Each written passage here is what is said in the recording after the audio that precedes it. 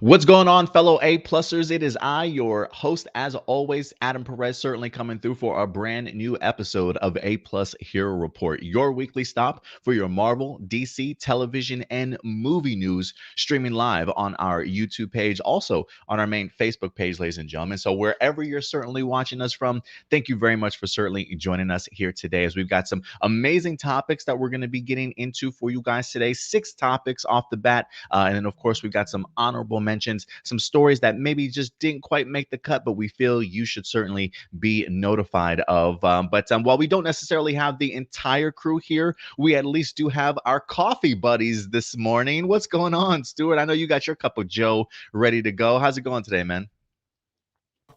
Uh, Going okay. I am barely awake, as you can tell, because like when I got home from work last night, I decided to get stoned and write an entire 5 episodes of a really dry humor type sitcom that it's gonna basically kind of take place completely, like 90% of it in this apartment.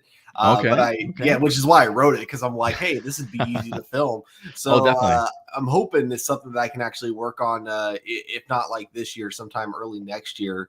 But yeah, because of that, I'm going to be like super low energy today. The question I have is, which streaming service is picking up this show of yours, and when does it release? I'm kind of curious. Oh, it's this really cool streaming service called YouTube, and yeah, because I'm not going to be making the episodes like longer than 10 minutes each. It's definitely not going to be like a real it's not going to feel like a real sitcom or anything like that. It's Okay. definitely going to Okay. feel like a YouTube series, but Nice, man. it's one that I think I'm going to have a lot of fun with. Yeah, no, Uh, I definitely do think so for sure, man. Sounds like a lot of fun. Yeah, I've been debating, me and the girlfriend have been debating if we should either do a YouTube channel of our own or start adding like something movie related to A Plus Hero Report, because we do love watching a ton of movies, whether that be like out in the theaters or just at home sort of thing on Netflix or something that's on a streaming service. Maybe reviews from bed or something like that while we're watching these movies or something. Either something along those lines, or I was even thinking to myself, like, you know what, it would be pretty cool just to kind of. I don't really vlog very much. I've never been much of a vlogger, but I feel like the idea of me becoming a father is almost something that I do want to vlog, even though I don't necessarily want to put like my kids out there and things like that. Like, I'm just not that type of open person, like letting everybody into my personal life to see everything on Instagram and Twitter and Facebook type of thing. So it feels a little bit out of character for me, but I always thought it would be pretty cool to kind of see first time fatherhood and what that's like in real life type of thing, So we'll see. But yeah, so definitely some great projects that we definitely clearly have in the back of our mind. So I definitely want to see some of your writing sometime, Stuart, for sure, man. Oh yeah, I'll definitely send you the scripts once I rewrite them. Thing is, like as great as writing is when you're stoned, because it gives you all the ideas that you can't think of.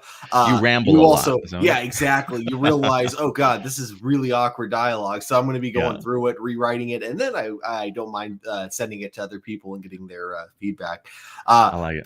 But what you should do, what would be really cool though, is just if you want to do if you want to go the blogging route, yeah, you should just like tell random stories about being a dad and like the fun adventures and slash the stressful nature that comes with it. Yeah, maybe that's an avenue now that's available to me. That since I'm going to be a parent, so yeah, that we'll see what happens. We'll see what happens, man. But always throwing around some ideas around here. But guys, thank you very much for certainly joining us here. It is in fact Sunday morning. Hopefully, if you're big football fans, you're getting ready for your football games here rather soon. In the meantime, kick back, relax, like me and Stuart here. Get your cup of coffee, and let's enjoy some topics today. And of course, remember, guys, at the end of the day, these are just our A plus opinions. We also want to go ahead and know yours. So as we go through some of the topics, if there's anything in particular that interests you that you want to voice your opinion on, let your thoughts be heard in the live chat or even the comment section below after this particular video airs, guys. But Stuart, by any chance, let's start off with some honorable mentions here this week. Do you happen to have one on hand by any chance? Yeah, I got a couple. One of them is really old news, and then the other one is actually more of just a rumor. But I'll go with the old news first because it is kind of relevant with Doom Patrol having premiered. So Yeah. they had announced a while ago that they were working on an adaptation for the Dead Brothers Detective, and I had heard that they were going to make an appearance on Doom Patrol, but I had never like heard of the comic books before, so I had like not really that much interest in it. But Yeah, me after either. seeing their debut on Doom Patrol episode 3, I'm actually really looking forward to this series now. Yeah. Yeah, I really do hope it gets picked up. They're apparently still working on the actual pilot since Doom Patrol was like their backdoor pilot, but they have an actual pilot they're going to film before it gets greenlit. Mm. So just seeing like how the two characters work with like play off each other in Doom Patrol, and then not to mention seeing like their third like character who's like got like this whole mysterious background story to her that she's trying to figure out because she doesn't remember. I think there's like just enough going for it to where it can really make a pretty interesting show. Okay, yeah, I'll have to check it out. I haven't had the opportunity to watch Doom Patrol season 3 yet. I did turn on the first episode late last night, which is why I wind up passing out watching it because I was just already tired. So I'm going to go ahead and revisit it. A part of me was kind of hoping that Doom Patrol season 3 wouldn't drop until Titans wind up wrapping up because I really wanted to go ahead and review it. So I don't know if I'm going to be able to review Doom Patrol season 3 this year around just because it's just I already have so much stuff on my plate, but I'll try and pull it off if I certainly can. But I have been wanting to go ahead and check out season 3 because I do remember the story of them doing the Dead Boy Detectives. But similar to you, since I'm not familiar with the characters, this is probably going to be my first introduction to them. So I'm really glad that you at least enjoyed them enough to want to see a spinoff. The fact that Doom Patrol's at least given us a spinoff, I think, just goes to show you how great of a show it certainly is. But Oh yeah. what's your other honorable mention you're looking forward to? So this one is all just a rumor, Oh, but okay. because I pay attention to Pagey a lot, and he is one of those YouTubers that has friends that work on the Arrowverse. Of course, he's very smart about not making sure he doesn't name drop who those friends are, since he keeps getting like this inside Oh yeah, never tell information. your sources. Yeah. Oh yeah, exactly. But he has been right in the past about a lot of things. Like there were a lot of things in Crisis on Infinite Earths, for example, that he actually predicted, and most of that stuff did ended up coming true. So, and even the stuff that didn't come true, we later got like announcements from the people, the showrunners, that yeah, these were ideas that they had. They just didn't. Oh, They weren't able to implement them into the Crisis on Infinite Earths event. But regardless, one thing that is cool that he mentioned is they are trying really hard to get Grant Gustin in Superman and Lois season 2 for an episode. So I really hope that ends up playing out because I would really love to see, specifically the Flash in an episode of Superman and Lois, see what he looks like, with a very different kind of camera lens in a lot of ways.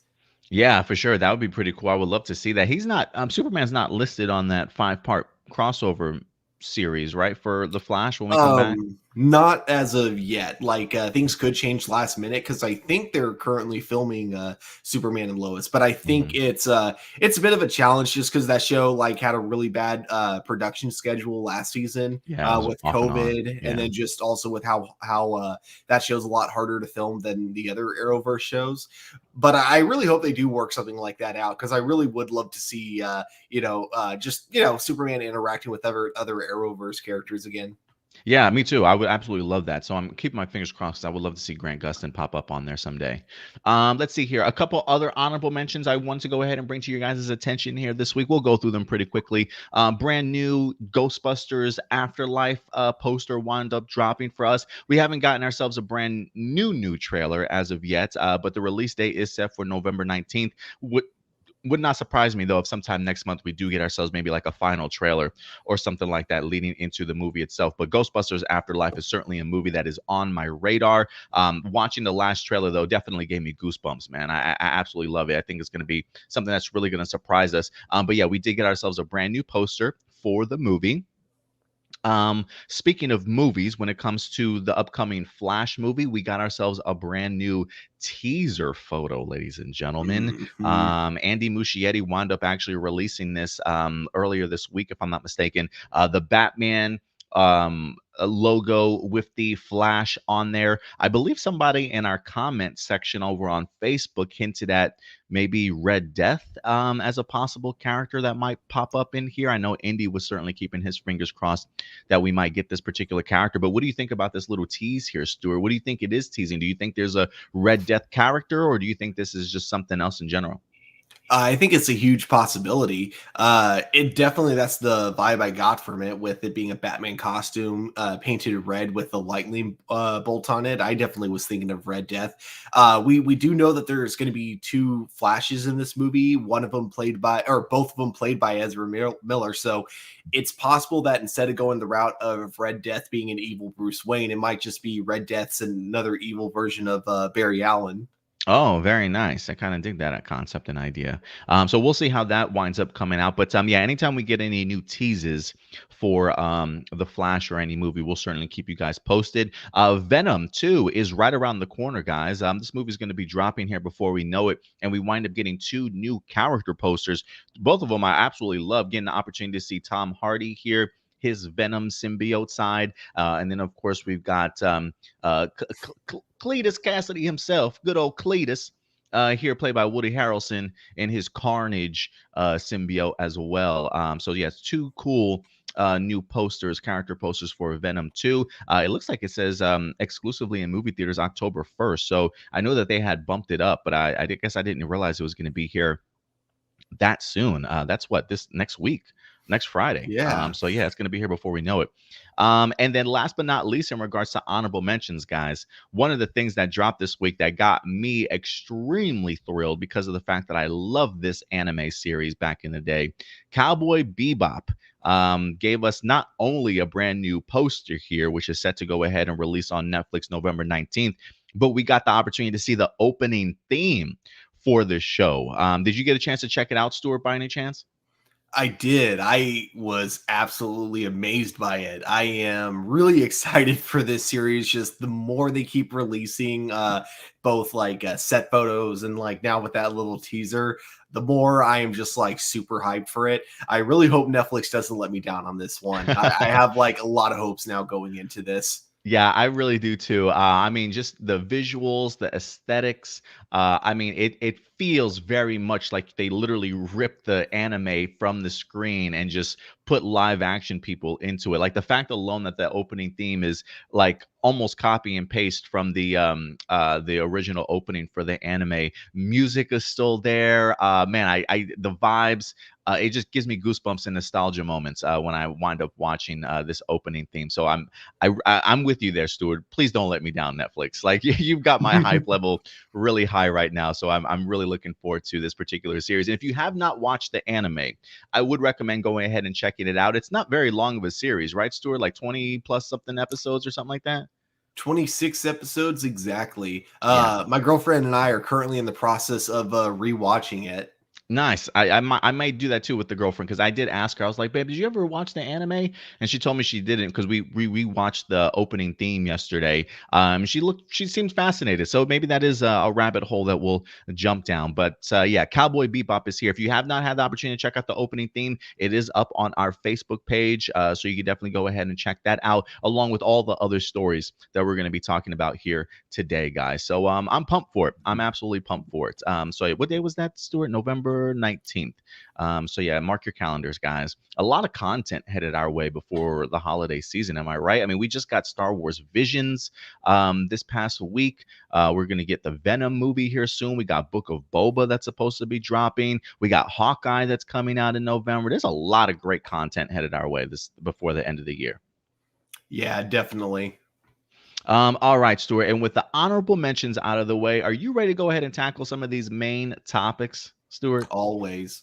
All right, awesome. I don't know if Indy's in the live chat or not. He did say he was going to go ahead and join us today, at least in the live chat if he can from work. So we'll see if whoever winds up popping up to have some discussions with us. But the first topic we got to go ahead and get into, guys. While the story is not on our thumbnail. It was kind of hard visually trying to figure out how do I represent the idea that Marvel is suing the shit out of people on a thumbnail. But I think we figured it out. So if we just completely excluded it from the thumbnail, But Marvel is going to court, ladies and gentlemen. Just recently, a couple of family estates from very famous comic book creators in regards to Stan Lee, Steve Ditko from Spider Man, the list goes on, have filed lawsuits against Marvel in sense of trying to get the copyrights or the rights back from some of their particular characters that these estates are claiming that their relatives wind up creating for Marvel and maybe just aren't getting any sort of royalties or kickback or getting paid for, whatever the case may be. So these estates are trying to claim back these characters after so many years, whereas Marvel's, on the other hand, has decided to go ahead and sue them back in order to try and keep a hold of a lot of their Avengers characters and so forth. So it's a very interesting time, to say the least, when it comes to Marvel and Disney, just based off of where we're at when it comes to the MCU, how much time we spent with all these characters the past decade or so, really establishing the MCU, making it a huge impact, not only in pop culture and things like that, but just for a movie cinema in general. The idea of thinking that maybe Marvel at some point in time may not have these characters again is a little bit startling. So let's go ahead and jump into this, Stuart, because there's a lot to certainly unpack when it comes to this. A lot of maybe, you know, law jargon that might go over some people's heads, but I think it is certainly something worth examining and checking out just so that everybody understands what's currently going on. So let's go ahead and bring this up. This is from The Hollywood Reporter, letting us know that Marvel is suing to keep the rights to Avengers characters from copyright termination. It says it's a blockbuster lawsuits filed today will decide the future ownership of characters, including Iron Man and Spider Man. Now, I'm not going to read the whole entire thing. If anything, I'll just give you a gist of what's going on. And then, if anything, me and Stuart will certainly go ahead and talk about it. But it says Disney's Marvel unit is suing to hold on to full control of Avenger characters, including Iron Man, Spider Man, Doctor Strange, Ant Man, Hawkeye, Black Widow, Falcon, Thor, and others. The complaint, which Hollywood Reporter has obtained, comes against the heirs of some late comic book geniuses, including Stan Lee, Steve Ditko, and Gene Colan. It says the suits seek relief that these blockbuster characters are ineligible for copyright termination as works made for hire. So if Marvel loses, Disney would have to share ownership of characters worth billions. It says in August, the administrator of Steve Ditko's estate filed a notice of termination on Spider Man, which first appeared in comic book form in 1962. Under the termination provisions of copyright law, authors or their heirs can reclaim rights once granted to publishers after waiting a set period of time. According to this termination notice, Marvel would have to give up Ditko's rights to its iconic characters in June of 2023. And says Marvel is also facing other termination rights. For example, Larry Lieber, who worked at Marvel as a writer too, filed termination notices over creations back in May. And then it gives a huge list of other people that are certainly filing against Marvel as well. It says the litigation figures to focus on what they refer to as the Marvel method, which is a loose collaborative working atmosphere where initial ideas were briefly discussed with artists responsible for taking care of the details. The Marvel method has been subject to prior litigation, such as a dispute a decade back over Ghost Rider. And it will again. It says, for example, one of the complaints filed today assert that Marvel had the right to exercise creative control over his contributions and paid him per page rate for his work. So Marvel is very much under the impression that, listen, we paid you for your work. This is a case of work for hire. You created something, we paid you for it, and that should sort of wipe our hands clean for it. Now, the Marvel method concept here, I think, Stuart, correct me if I'm wrong, comes from the idea that truly back in the days, it very much was a collaborative effort when it comes to Marvel, along with, you know, their writers and their artists. Everybody's sitting around in the room, throwing around ideas. A concept comes up, and they give the reins to an artist to further go ahead and flesh out the details and create the character fully, even more, if you will. And I guess some of these estates are certainly pushing back at the idea that, hey, our heir, our estate created these characters, and now we certainly want them back. Where you've got somebody like a Marvel saying, this was a collaborative effort. We paid them for their work, and we certainly own the rights in regards to that. So it says if the plaintiff wins, Disney expects to at least hold on or at least share a share of the characters' rights as co-owners. The studio would have to share profits with the others. Additionally, the termination provisions of copyright law only apply in the United States, allowing Disney to continue to control and profit from foreign exploitation. So yeah, this definitely goes pretty deep, guys, pretty deep in regards to whether or not Marvel is going to be able to hold on to its rights. I mean, listen, at this point, Stuart, I don't think we've seen anything in recent history to suggest that Marvel will lose this, as they've won countless times in the past. Other companies and franchises have had to deal with the same thing, and I believe majority of the time that they have certainly won also.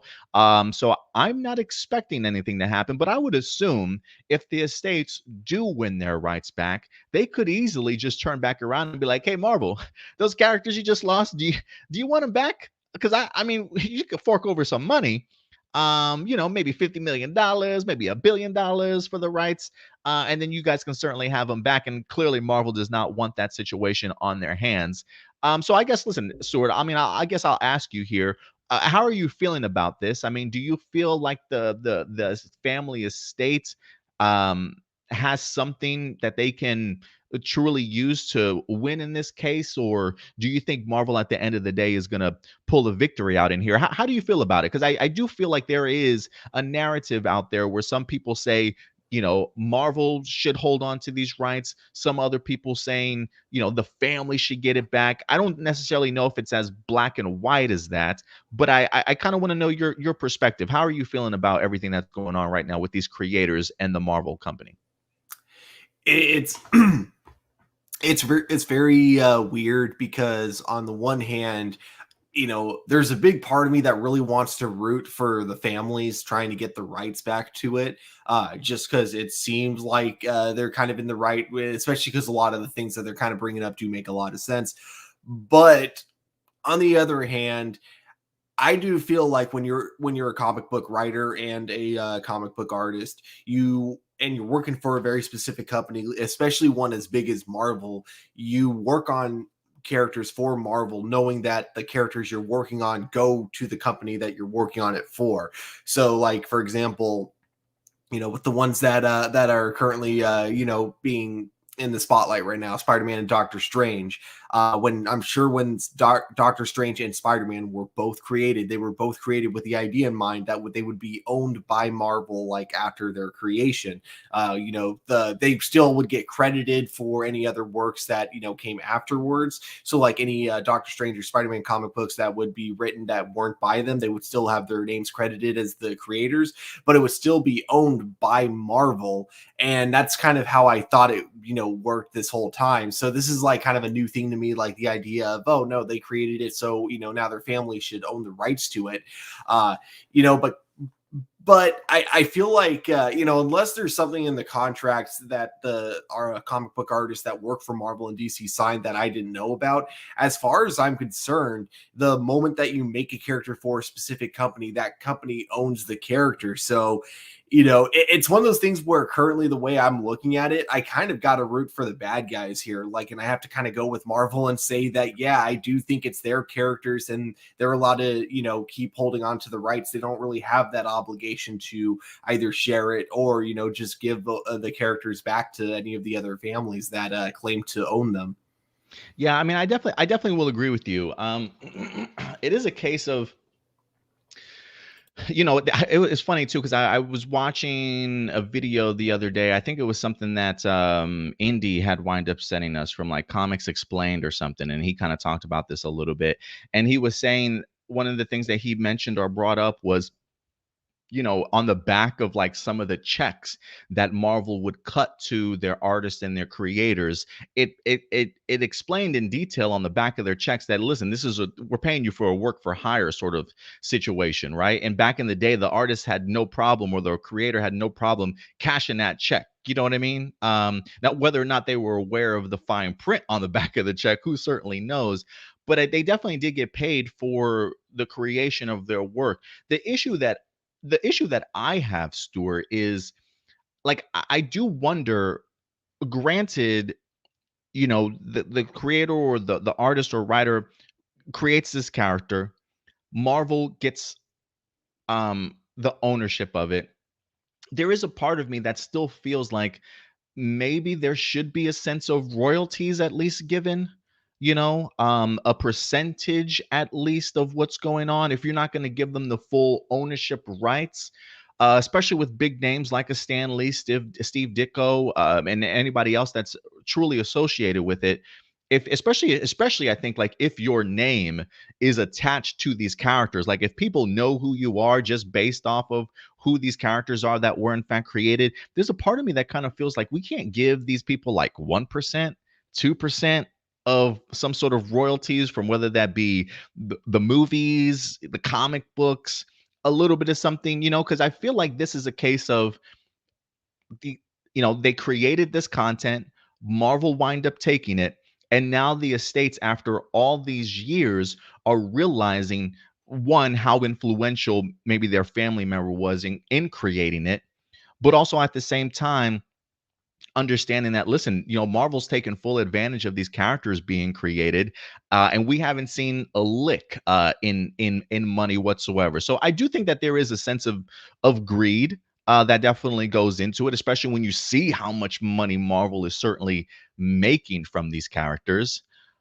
But I also do think, is like, for a character that just explodes and becomes that popular, I can understand the idea of the estates at least thinking to themselves, "Man, look, I don't know if I would necessarily go as far as saying I want the rights back, but can I get like 2% of whatever this character makes a year based off of the stuff that you are selling," sort of thing. And I just don't think that that's out of the realm of difficulty. But I guess, money talks and money is power. And I guess when you're Marvel and Disney and you're making that type of money, you don't want to share it with anybody. And I'm sure once you do that for one family, then you're going to be having to dish out 1 or 2% to other estates, for a lot of these characters that you're now sort of bringing to the big screen. So I kind of get it, but at the same time, I would like to see the families get a little something. Maybe that's just me though. How do you feel about it? Do you think that they're owed anything, or do you think, hey, you created it, we paid you for it, it's done, we don't have to worry about you no more?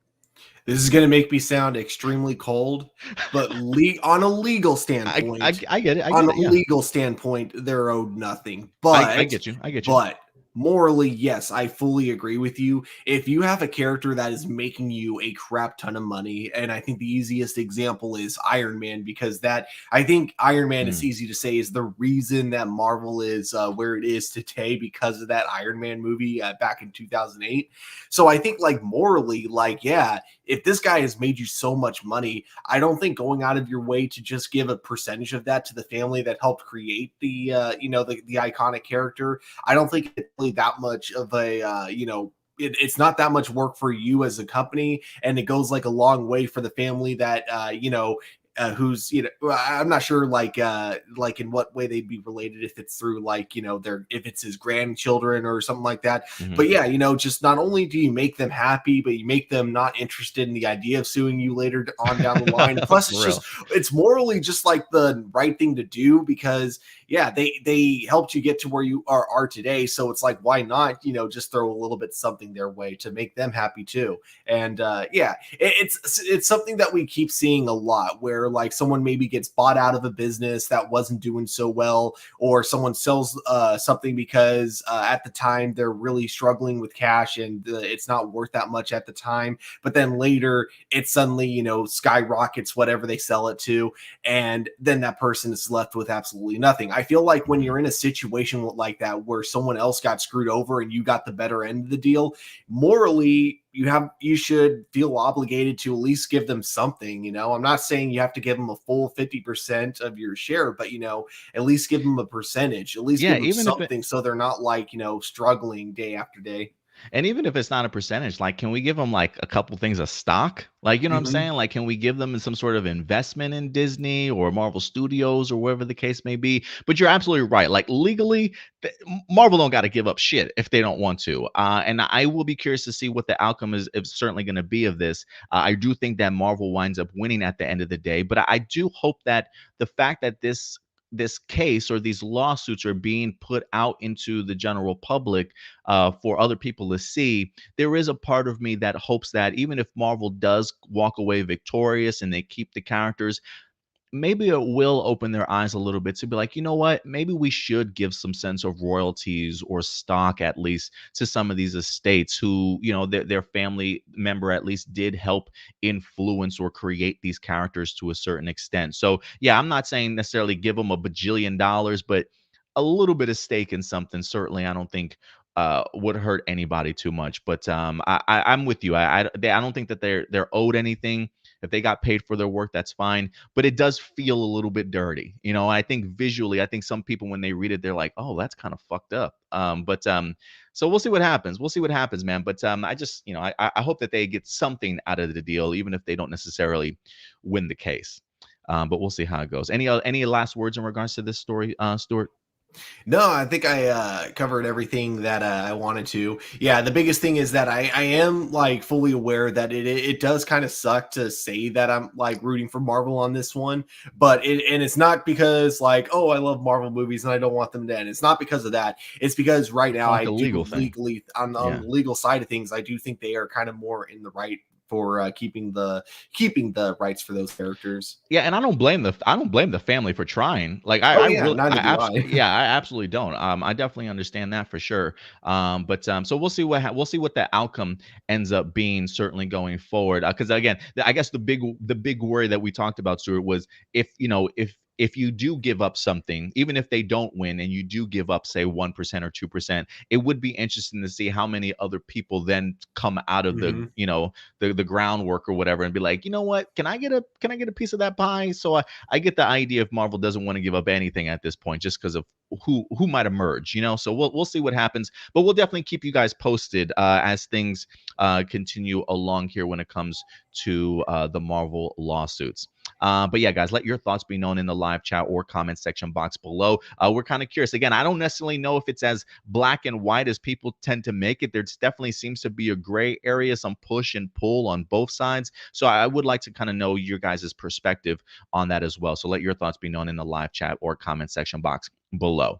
And with that, Stuart, we will go ahead and move on to our next topic. We will get back to some Marvel news for you guys a little bit, but we're probably going to bounce around today, to be perfectly honest with you, because we do have ourselves another big topic that wind up dropping here this week, one that I certainly was not expecting. Hot off the heels, mind you, of a very successful Sonic the Hedgehog movie that's getting itself a sequel. It seems as though Nintendo has taken notice and has decided, you know what, maybe we should get into that animated film realm of our own, as we've got ourselves an incredible character by the name of Super Mario. If you haven't heard his name before, ladies and gentlemen, Super Mario is coming to the theaters. Not live action, thank God. We already got one of those John Leguizamo movies from back in the 80s or 90s. Maybe we don't want to necessarily go back down that path of a live action Super Mario movie, but an animated film is certainly headed our way, ladies and gentlemen. And I got to tell you,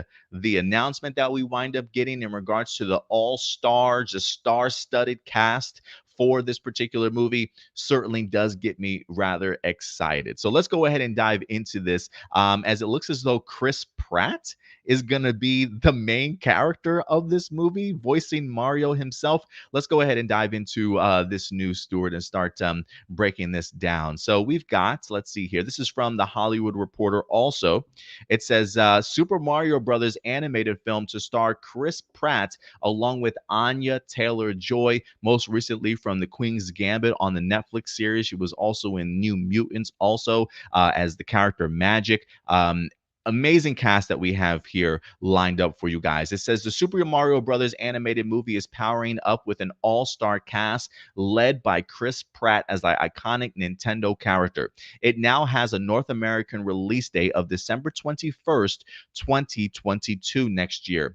Joining Pratt as Mario is Anya Taylor-Joy, who's going to be playing Princess Peach. You got Charlie Day from It's Always Sunny in Philadelphia, who's going to be playing Luigi.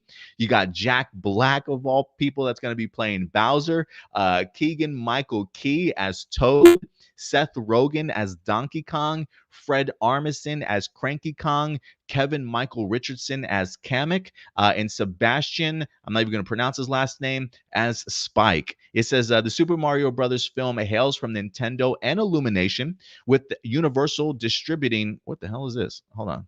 With Universal distributing in North America and co-financing with Illumination. Its international rollout will be announced at a later date. The video game giant shared the news Thursday during Thursday's Nintendo Direct presentation.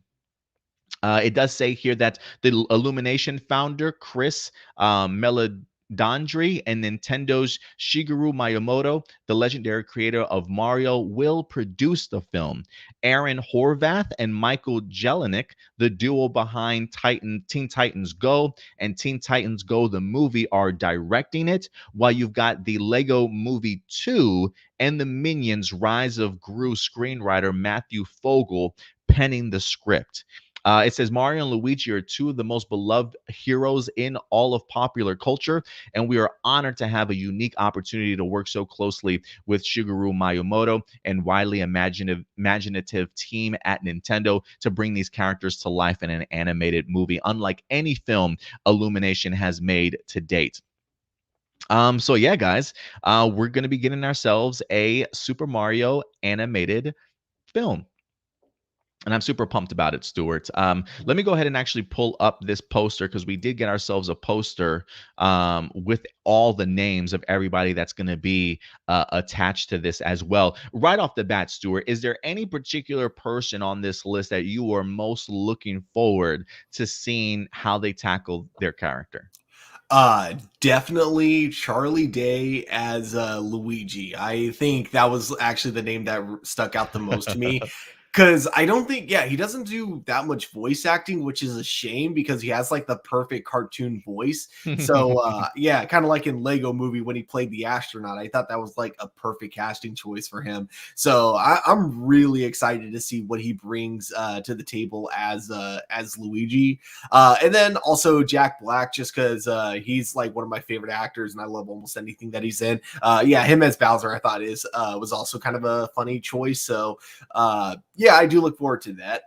Yeah, most definitely. Shout out to Carneal for certainly coming through with us today. Thank you very much. But yeah, for me too, man. I think for me, Jack Black is the one that really stands out. He's just a character. Like I absolutely love Jack Black, especially during the pandemic and the quarantine. All the like videos that he posted of like him in these just really janky superhero costumes. Like there's one of him running around his pool with like literally a speedo and maybe some purple shorts on, trying to be the Hulk and things like that. I absolutely loved his videos during the pandemic. So yeah, the idea of Jack Black being Bowser, I think, is perfect, and I'm really excited to see Anya Taylor-Joy as Princess Peach. I think she's going to do an incredible job here, to certainly say the least. But I wasn't expecting this at all. I absolutely love this story. This is something that I definitely will be paying very close attention to. It is one of those things where it's funny, Stuart, because this past week I literally was over at this past weekend. We were doing coverage for Fan Expo Dallas, and believe it or not, the voice actor that does Super Mario from the video games was actually there. Homeboy always had a huge line. People were definitely going ahead and getting their autographs, photo ops with him, and things like that. So it is interesting to just see that I literally came from a convention that was hosting and presenting the voice of Super Mario. And then this week they wind up making an announcement of the Super Mario Brothers animated film. It almost makes me wonder, like, if he made this announcement or teased it at maybe an upcoming, like at maybe one of his Q&A panels that he had this past weekend, and I might have missed it.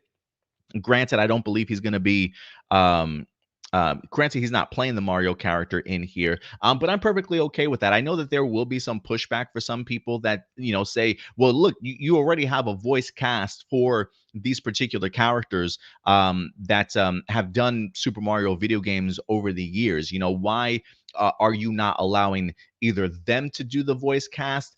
Or if there's some up and coming voice actors that don't necessarily get these type of big opportunities, why don't you sort of cast them instead of these very well-known actors? Because I think some people maybe view this as a sense of oh, these guys are taking spots or opportunities from those in the video game or up and coming voice actors. And for me, I just don't necessarily look at it that way. It is one of those things, I think, when it comes to especially animated films, while granted, I hope that there are voice actors out there that get great opportunity, that it does say something about what star power brings to a project that you're working on. Not to say that nobody would have gone out to see Super Mario Brothers if you brought, say, the Super Mario video game cast to just do their voices. I'm sure there definitely would be some people out there that would certainly go ahead and check out that movie. I mean, I don't necessarily, to be honest with you, I don't even know if I would check out the movie if you told me, hey, Super Mario Brothers is having an animated film and we're going to be using the same voice actors. For me, the idea that you bring in a Chris Pratt, an Anya Taylor Joy, a Jack Black, that actually makes me even more hyped for this animated film. And I think if anything, it's there in the sense to put butts in the theater seats. And so for me, I'm perfectly okay with this casting choice. I know I have seen, at least on Twitter, the most toxic place in the universe. Clearly, there being some pushback in regards to it. But I don't mind it. I don't mind it. Especially if you're unsure how an animated film for Super Mario Brothers will do in the box office, star power will certainly, not to say that this is going to make the movie all of a sudden $1 billion film once it gets to theaters, but I definitely do think it will make more money now based off of who you have in this cast compared to if you just went with the same old voices sort of thing that we probably could have gotten from the video games in here. So I think this is a great move. I think this is a smart move. And I do think that people who may not have even considered or wanted to necessarily see or be interested in a Super Mario Brother animated film, they might be now, just based off of the star power and some of their fan favorites getting the opportunity to voice some of their favorite characters. So let me throw this over to you, though, Stuart. I'm kind of curious to know how you feel about it. What do you think about some of the casting choices that we have? And do you think this is a smart move, or do you think they should have stuck with, who's at the table already for their voice cast? What do you think, though? The biggest issue with going with who they already got, like voicing the characters in the video games, is that the voices work because they're used in such small dosages. Hmm. Like you don't I get you. most of the Mario games, they have, even the ones with cutscenes, there's usually not that much dialogue that goes on with Mario specifically. Hmm. Most of what you hear from Mario are just kind of sound bites. And I think that's what makes it work so well. That's what makes it really iconic. If it was kind of that same voice that he does for all those over exaggerated, kind of deaths where it's like, you got him going, Mamma Mia, and that kind of stuff.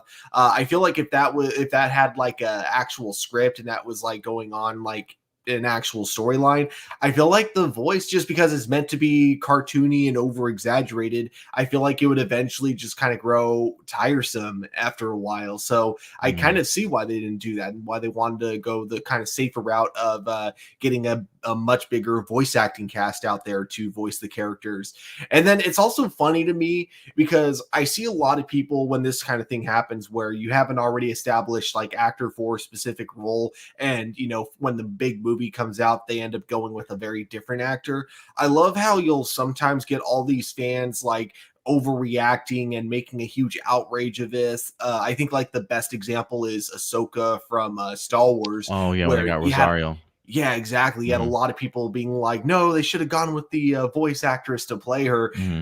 But when you ask the actual actors that played those roles, they don't mind, or at least they Right. they don't Yeah. publicly like make a big deal out of it, Right. because they're professional adults, and they have careers of their own that they can achieve. Like they're more than just those characters, essentially. I'm not sure what else the voice actor for Mario has done, but I'm sure he's done a lot more, and that he has other things that he's working on too, other than just Mario. Much like how with the voice actress for Ahsoka, I'm really sorry that I'm terrible with names and I can't like actually think of what her name is, I think it's but Ashley Eckstein. I think it's Ashley Eckstein. Ashley Eckstein, yeah, like I know for a fact that she has a lot of other projects that she's currently doing right now. So just because she didn't get to play Ahsoka live action, that doesn't mean she's not going to be Ahsoka at all. Like, we're still going to see her voicing the character in the future, plus like doing a lot of other roles, like in general going forward. Yeah, no, I definitely agree with you there. So yeah, I definitely do think there is a big difference. Yeah, and I feel like the voice actors usually don't mind the idea when you've got another star that comes on board to go ahead and represent their character. If anything, I think it just brings even more attention to it. But I just think for me, like I don't even necessarily know, like if Sonic wasn't as enjoyable for me as I thought it was, I don't know if I would be on par with this. But I think the back-to-back successes of like a Detective Pikachu, and then of course, which was a mixture of animation and live action, and of course we wind up getting Sonic, which is more live action and a mixture of animation. I think me enjoying both of those movies, I think this is definitely a perfect time for Nintendo to finally pull the trigger on some of their IP, because I know that they're very protective of that type of stuff, right? And they don't necessarily want to just put that type of stuff out there. So the fact that Nintendo is now kind of on board with showcasing somebody like a Mario, I think is a great opportunity for them, and one that I'm really excited for. So I think they went the very smart route casting this crew. And if anything, I will be interested to see just what Chris Pratt's voice sounds like as Mario. Because you're right, when it comes to the video games, they don't necessarily have these big lines of dialogue sort of thing, or monologues that they have to sort of give out. So now that we've got ourselves a fully fleshed out film, the idea of having somebody like a Chris Pratt to have that dialogue, it'll be interesting to see what his Super Mario voice will certainly be like. But if there is anybody I think that can pull it off, it's definitely Chris Pratt. I mean, it's not like he's uh a complete stranger to voice acting, right? He did an incredible job when it comes to the first Lego movie, and people love the shit out of that film. So I think he's just going to bring that same type of energy, and he's just already a character. So I think this falls right into his lap of something that's perfect for him, if you ask me. Yeah, I think when looking at the cast that they got for this, and then looking at even the writing crew that they had, and the people directing it, because as much as I have my own issues against Teen Titans Go, I'm also not going to deny that it has a big fan base when it comes to the younger audience. And I actually did kind of like the Teen Titans Go to the movies Yeah, I movie heard that good they things did. about it. Yeah.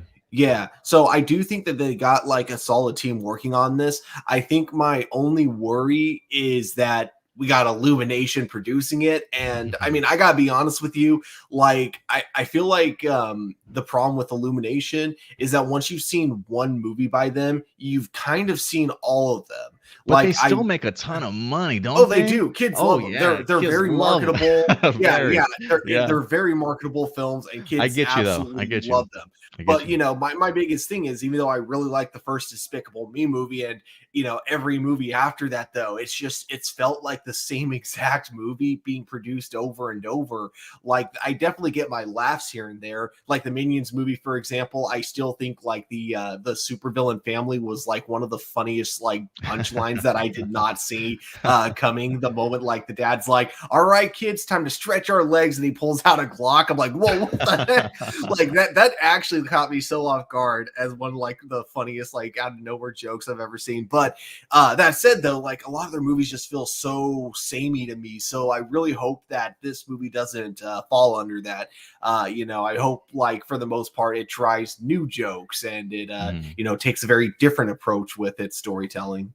Yeah, well, hopefully that's what these writers from the Teen Titans Go are. Well, you said the Well, the writers are actually from like you mentioned, the Despicable Me and what was the other ones that they talked about that they made? The second Lego movie, I think, Ah, right? that's what it was. Yeah, that's what the other one was. Yeah, which I didn't get a chance to check out that one. I did love the very first Lego movie though. But guys, listen, we want to know your thoughts. You see the amazing voice cast that they certainly have picked up for Super Mario Brothers, the animated film.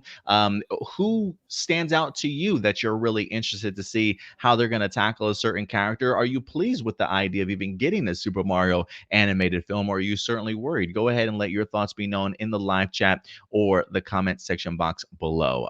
So yeah, I might give that movie a shot. Whether or not I go to the theaters to check it out, that I don't know yet, but we'll definitely see. But I definitely will be checking it out to go ahead and at least support Chris Pratt and everybody else for sure, because it should be a fun film. All right, Stuart. And with that topic out of the way, let's go ahead and transition over to our next one. And again, we're doing a little bit of bouncing around today.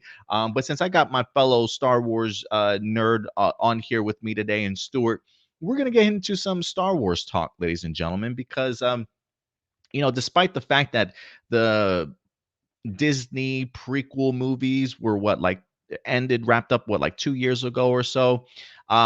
There's more revelations that are certainly coming out in regards to it, of how unhappy some people certainly were with what we wound up getting. And we wind up having a fantastic article here this week from, I think it's IndieWire. Yeah, IndieWire.com, that had the opportunity to talk to the original Star Wars editor in Marcia Lucas, who actually is George Lucas's ex-wife. She wind up having an interview in a book recently that was just released, and unfortunately, Marcia Lucas had some scathing words for Disney, along with Lucasfilm, specifically J.J. Abrams and Kathleen Kennedy, and just based off of how, when it comes to the Star Wars fandom, at least, the sequel trilogy has been very just sort of divisive among Star Wars fans. Some people certainly loved what Disney did, others not the biggest fans, some in between. It's just a really big mixed bag, unfortunately. But I thought it was interesting to go ahead and bring this up, Stuart, just you and me, to go ahead and kind of talk about it a little bit, hear what she has to say, and kind of see. So I think it is important to understand, though, that this interview, if I'm not mistaken, was actually taken between, I want to say, The Force Awakens and between The Last Jedi and The Rise of Skywalker. So the interview itself is relatively old, but the article itself is new because the book was just released. So let's hear exactly what Marshall Lucas certainly had to say in regards to the current Disney Star Wars film. So this is from IndieWire.com. Star Wars editor Marshall Lucas slams Kathleen Kennedy and J.J. Abrams.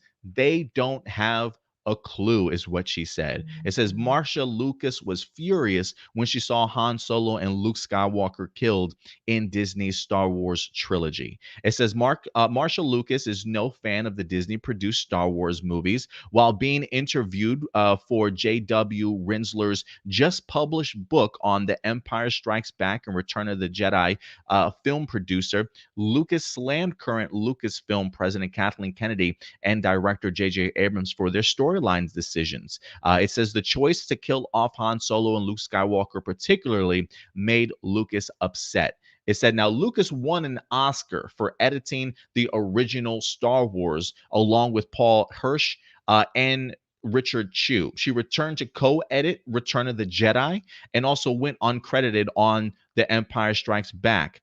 She also worked with Martin Scorsese's Taxi Driver and was also nominated for American Graffiti. Marcia Lucas was married to George Lucas between 1969 and 1983. There have been plenty of people, too, before we go on, there have been plenty of people, too, who have talked about the idea of Marcia Lucas truly being the heart of Star Wars during its original trilogy. The fact that she really helped George Lucas uh, influence him in some of his decision making. And I believe even Mark Hamill mentioned the idea that when George Lucas needed somebody to stand up to him and tell him no, it was Marcia that was kind of always in his ear to kind of help him keep him balanced. And I think we clearly see that after the fact that they wind up getting divorced and he went on to make the prequel trilogy, we see exactly how that wind up turning out. So this is what Marcia Lucas wind up having to say in the book in regards to how Disney has been handling Star Wars. She says, I like Kathleen Kennedy. I always liked her. She was full of beans. I don't even know what is that a term? Has anybody have you ever heard that before, Stuart? She was full of beans. Have you heard I that? have never heard that I've at never heard that all. term. I've never heard that term before. It's She just a was full. weird term. That's a yeah, super weird term. She was full of beans. She was really smart and really bright, really wonderful woman. And I liked her husband Frank. I liked them a lot. Now that she's running Lucasfilm and making movies, it seems to me that Kathleen Kennedy and J.J. Abrams don't have a clue about Star Wars. She says they don't get it. And J.J. Abrams is writing these stories. When I saw that movie where they killed Han Solo, I was furious. I was furious when they killed Han. Absolutely, positively, there was no rhyme or reason for it. I thought, you don't get a Jedi story. You don't get the magic of Star Wars. You're getting rid of Han Solo, is what she wind up saying. It says, now Rinsler, a former executive editor at Lucasfilm, interviewed Lucas between the release of The Last Jedi and The Rise of Skywalker. So she, by the time this interview dropped or happened, she had not seen the outcome of The Rise of Skywalker yet. It says, although his book was just published on September 14th, which is why we're just getting this information now. It says Lucas also rallied against the decision to kill Luke Skywalker in The Last Jedi. She said they had Lucas disintegrate. They killed Han Solo. They killed Luke Skywalker, and they don't have Princess Leia anymore. And they're spitting out movies every year, and they think it's important to appeal to women's audiences. So now their main character is this female who's supposed to have Jedi powers, but we don't know how she got Jedi powers or who she is. It sucks. The storylines are terrible, just terrible, awful. You can quote me, J.J. Abrams, Kathleen Kennedy. Talk to me. She's calling these motherfuckers out, Stuart. Like I'm wondering, like, is she from New York? Where is she originally from? I'm kind of curious to know this kind of mindset. But let me throw this over to you though first, Stuart, because listen, as a Star Wars fan, we've heard this pushback for years, right? I feel like there are times when we've had to come to the defense of Star Wars. There's some times when we've agreed with the pushback that Star Wars has certainly gotten during that time. But again, taking into account that this interview does take place between The Last Jedi and The Rise of Skywalker, I can understand how she's certainly feeling because listen, that I feel like during between those movies, that was definitely the Star Wars fandom and how they certainly reacted. Do you hold any merit? I mean, based off of Marcia Lucas, her experience with Star Wars, right, being very influential in the original trilogy, and now seeing what Disney did with Star Wars, now that we've seen how the thing has wrapped up, how are you feeling about some of her quotes here? Do you think that they were unnecessary? How are you feeling in general in regards to what she stated? Well, okay, I got to go over my first thoughts Yeah, if you before want to we read unpack it all, yeah, before the full you read the full article. go I for it. originally thought this was like a recent interview that was like way after Rise of Skywalker. So Hmm. my initial thought was going to be, I feel like if Rise of Skywalker stick the landing a lot better, people would be looking back a lot more fondly on both The Force Awakens and The Last Jedi. But knowing that this now actually came out before the Rise of Skywalker, I find really interesting. But I do get where she's coming from. I think, personally for me, I didn't have a problem with them killing off Han Solo or Luke Skywalker. But one issue I had, like, right from the beginning in The Force Awakens, even though I really like The Force Awakens as a movie, I still think it was a really bizarre decision to kill off Han Solo before we got to see him have the moment with Luke Skywalker and Leia. Like the fact that knowing that, like, after The Force Awakened, the thing that I came to realize was, wow, we're never going to have Han, Luke, and Leia together on screen again. Like, that's really bizarre to me as like for a decision to make for a movie franchise like Star Wars. So I definitely get where she's coming from there. I disagree with her in the sense that there was no purpose in killing Han Solo off. I Agree. do think the way they wrote him to die in The Force Awakens was actually really well written, and it fits the trope that we see in every Star Wars movie. The mentor figure always dies because Star Wars has always followed the hero's journey to a T, and the hero's journey always involves the mentor figure dying. Now, she talks about Rey and like how there's shot that we don't know about her origin. And personally for me, that never bothered me as much as like other people, because Star Wars has always like kind of shown that the Force works in very mysterious ways. I'm also seeing that I have a low bar. Is my connection okay? Oh, I can see you just fine, at least on my side. I can see you. Okay, hopefully I don't cut out. If I do, I'll just switch to my mobile Wi-Fi. But yeah, basically, I do get where she's coming from, and it's one of those things where, like, over the years, I've kind of like started to understand more, like, where people like the kind of hate for a lot of the Disney decisions made for the Star Wars. I get where a lot of people get upset about a lot of it, but I also think that Star Wars is just such a big franchise that trying to make all the right decisions is close to impossible at times. So I also kind of see it from Disney's point of view too. Like, yeah, we have to worry about making sure we do this and this, and so sometimes we don't have room for everything that the fans really want to see in these movies. So you know and yeah, one thing I do also want to say is that when it comes to Marcia Lucas, I definitely do think she knows what she's talking about, because even though she's credited as an editor with Star Wars, I would personally credit her as a writer for the first Star Wars at the very least, because there was a lot that just wasn't already there, or there was a lot that wasn't there when the Star Wars movie was finished filming. There were a lot of things that were missing, and she really helped put those pieces together at the end. The biggest one being, fun fact, is that the very end where the Death Star is about to destroy what was the home base again that the rebels were on? Yavin, Yeah, if I'm not Yavin. mistaken. Yeah, Yavin. Yeah. So that whole plot of the Death Star going to Yavin and them having a time crunch because the Death Star is about to blow up Yavin, that was all done in editing. That was not in the script. That was not filmed at all. That was all done in post production using stock footage, unused footage, and then just having to do a lot of dubbing over. Yeah, that's pretty incredible. And I also heard that she even edited in the Han Solo when he comes in to help save the day at the very end, to help clear out the trench for Luke.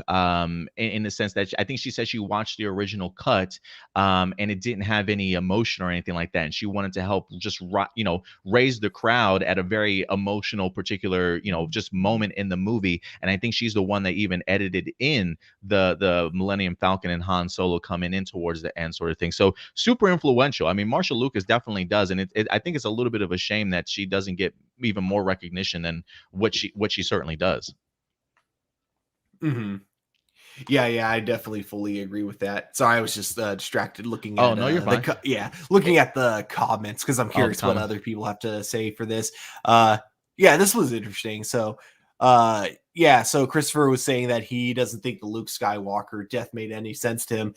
Personally, I actually kind of like the Luke Skywalker death in The Last Jedi. I actually thought, like, not only was it filmed really well, but I thought it was like kind of the perfect way to like kind of give him that redemption, but also going with the same theme that he had been kind of thinking of the entire time, which was the idea of like, doing more conflict would only just lead to more conflict in the end. So I like the fact that he tries to help out and he's able to resolve it in a non-violent kind of way. So yeah, for me personally, I actually thought it was an awesome death at the very end, and especially the way it was filmed with the two sons making a Oh yeah, that's small pretty like cool. appearance there. But yeah. Yeah, I thought that was cool. I will say this in regards to Marsha Lucas's comments on a couple things. One, I think in hindsight, now that we've seen how the movie itself wraps itself, the trilogy itself, Mhm. I do think the idea that you mentioned, when it comes to say Han Solo's death, right? I do think that there's a full arc there when it comes to Han Solo. And one thing that I don't know if Marsha Lucas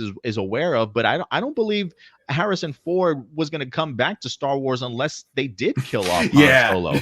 I think that was one of his determining factors of returning, sort of, so to speak. So I do think that was already in the cards for Han Solo to certainly bite the dust. But his moment in The Force Awakens, while I do think probably could have been maybe executed a little bit better, and maybe from an editor's sort of standpoint from Marcia Lucas, maybe the to be able to get the full capacity of the death of Han Solo maybe wasn't fully there. I mean, so I'm sure some people definitely cried in the movie theaters, to certainly say the least, but maybe she felt that there was a lot more to be drawn away from the Han Solo death that we got in The Force Awakens. But, considering that this interview again takes place between The Last Jedi and The Rise of Skywalker, I think seeing the death of Han and how he comes back and helps redeem his child in a sense of a second chance, I think his story definitely does come a full circle at the end of the day. So in regards to that, I really don't have any problems.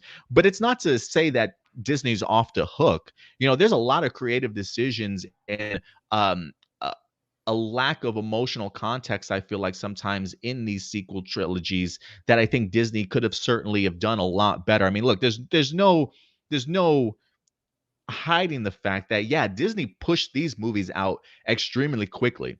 Mhm. Probably very much a money grab. They probably just thought to themselves, this is going to be successful regardless of what we do. Not to say that they put as much minimal effort into it as they possibly could. I definitely do think that they tried, but they definitely tried on a time crunch in order to try and make some of this money back of theirs, which unfortunately I felt was to the detriment.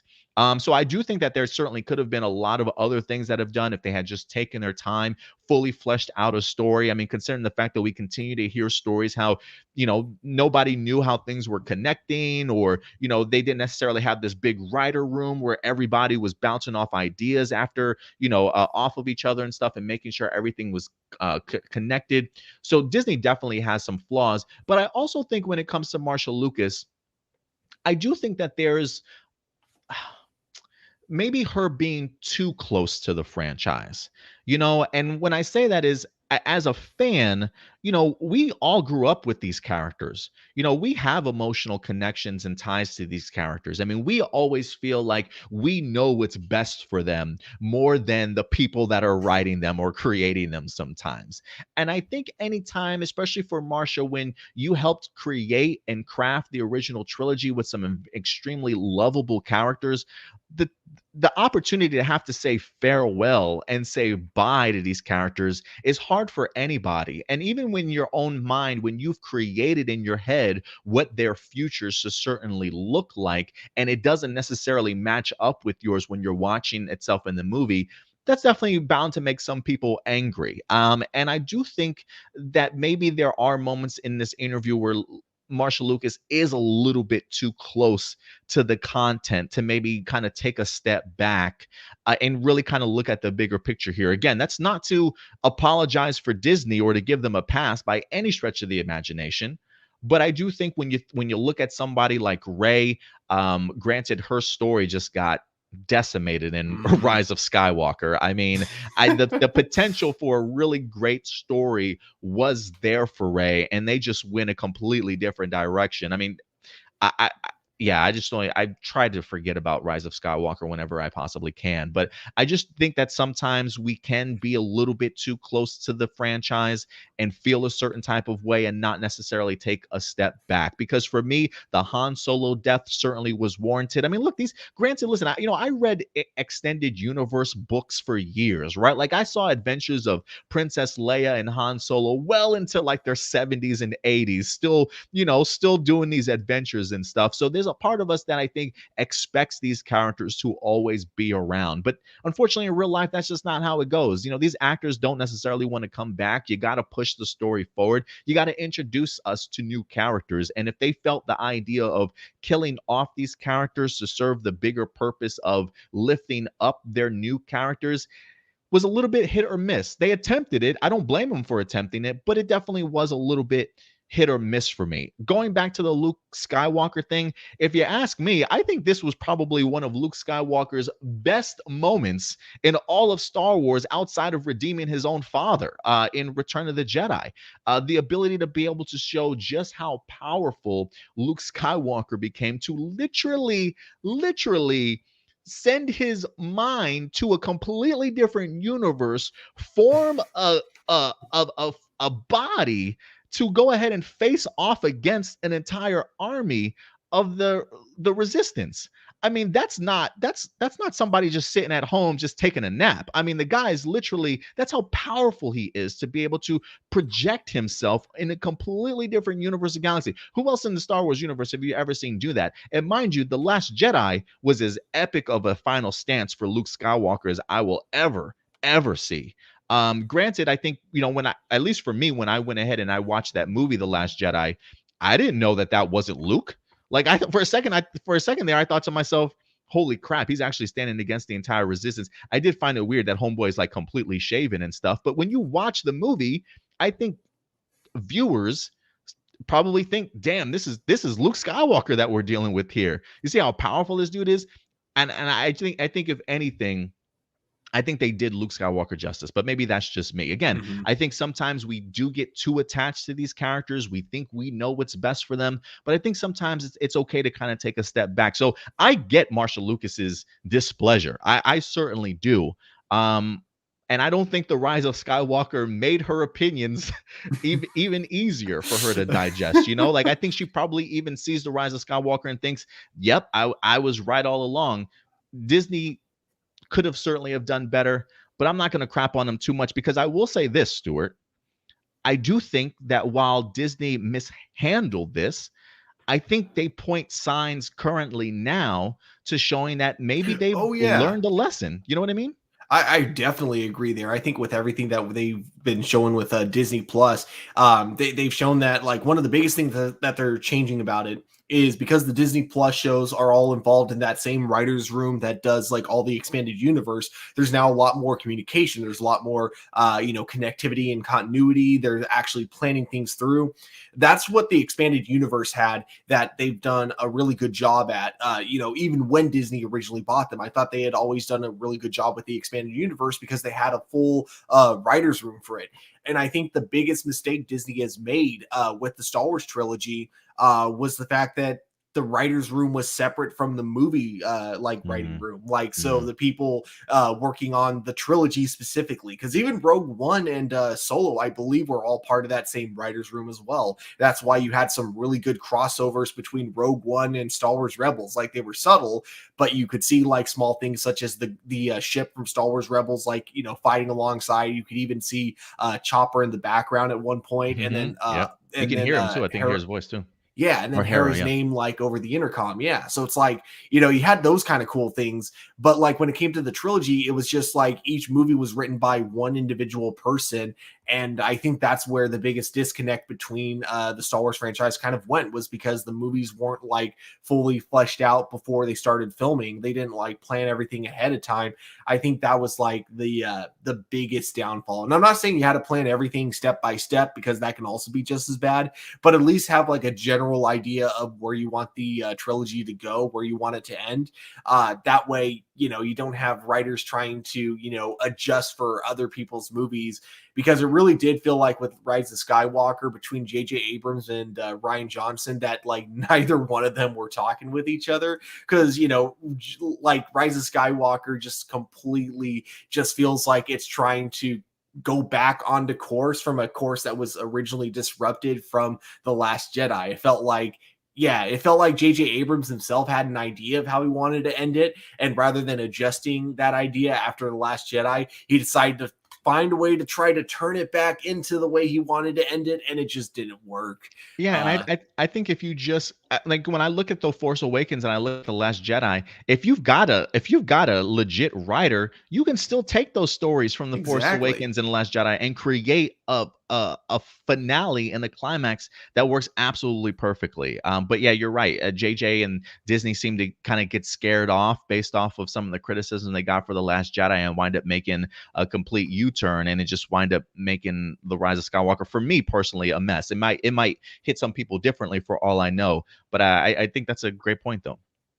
Mhm. And I mean, look, not everything that Disney created for Star Wars was ass though either. I mean, the Rogue One, if you ask me, I think is one of the best movies that they wind up creating. I even think Solo, for people that, even though Solo didn't necessarily do very well at the box office, I almost feel like there's a second life to Solo now, all of a sudden, maybe getting a little bit more recognition now that we've had a couple of years since that movie came out. It's maybe not necessarily the best Star Wars film, but it's a cool adventure film, one that I certainly enjoy checking out. So certainly are some things that the Disney era of Star Wars movie wise certainly created.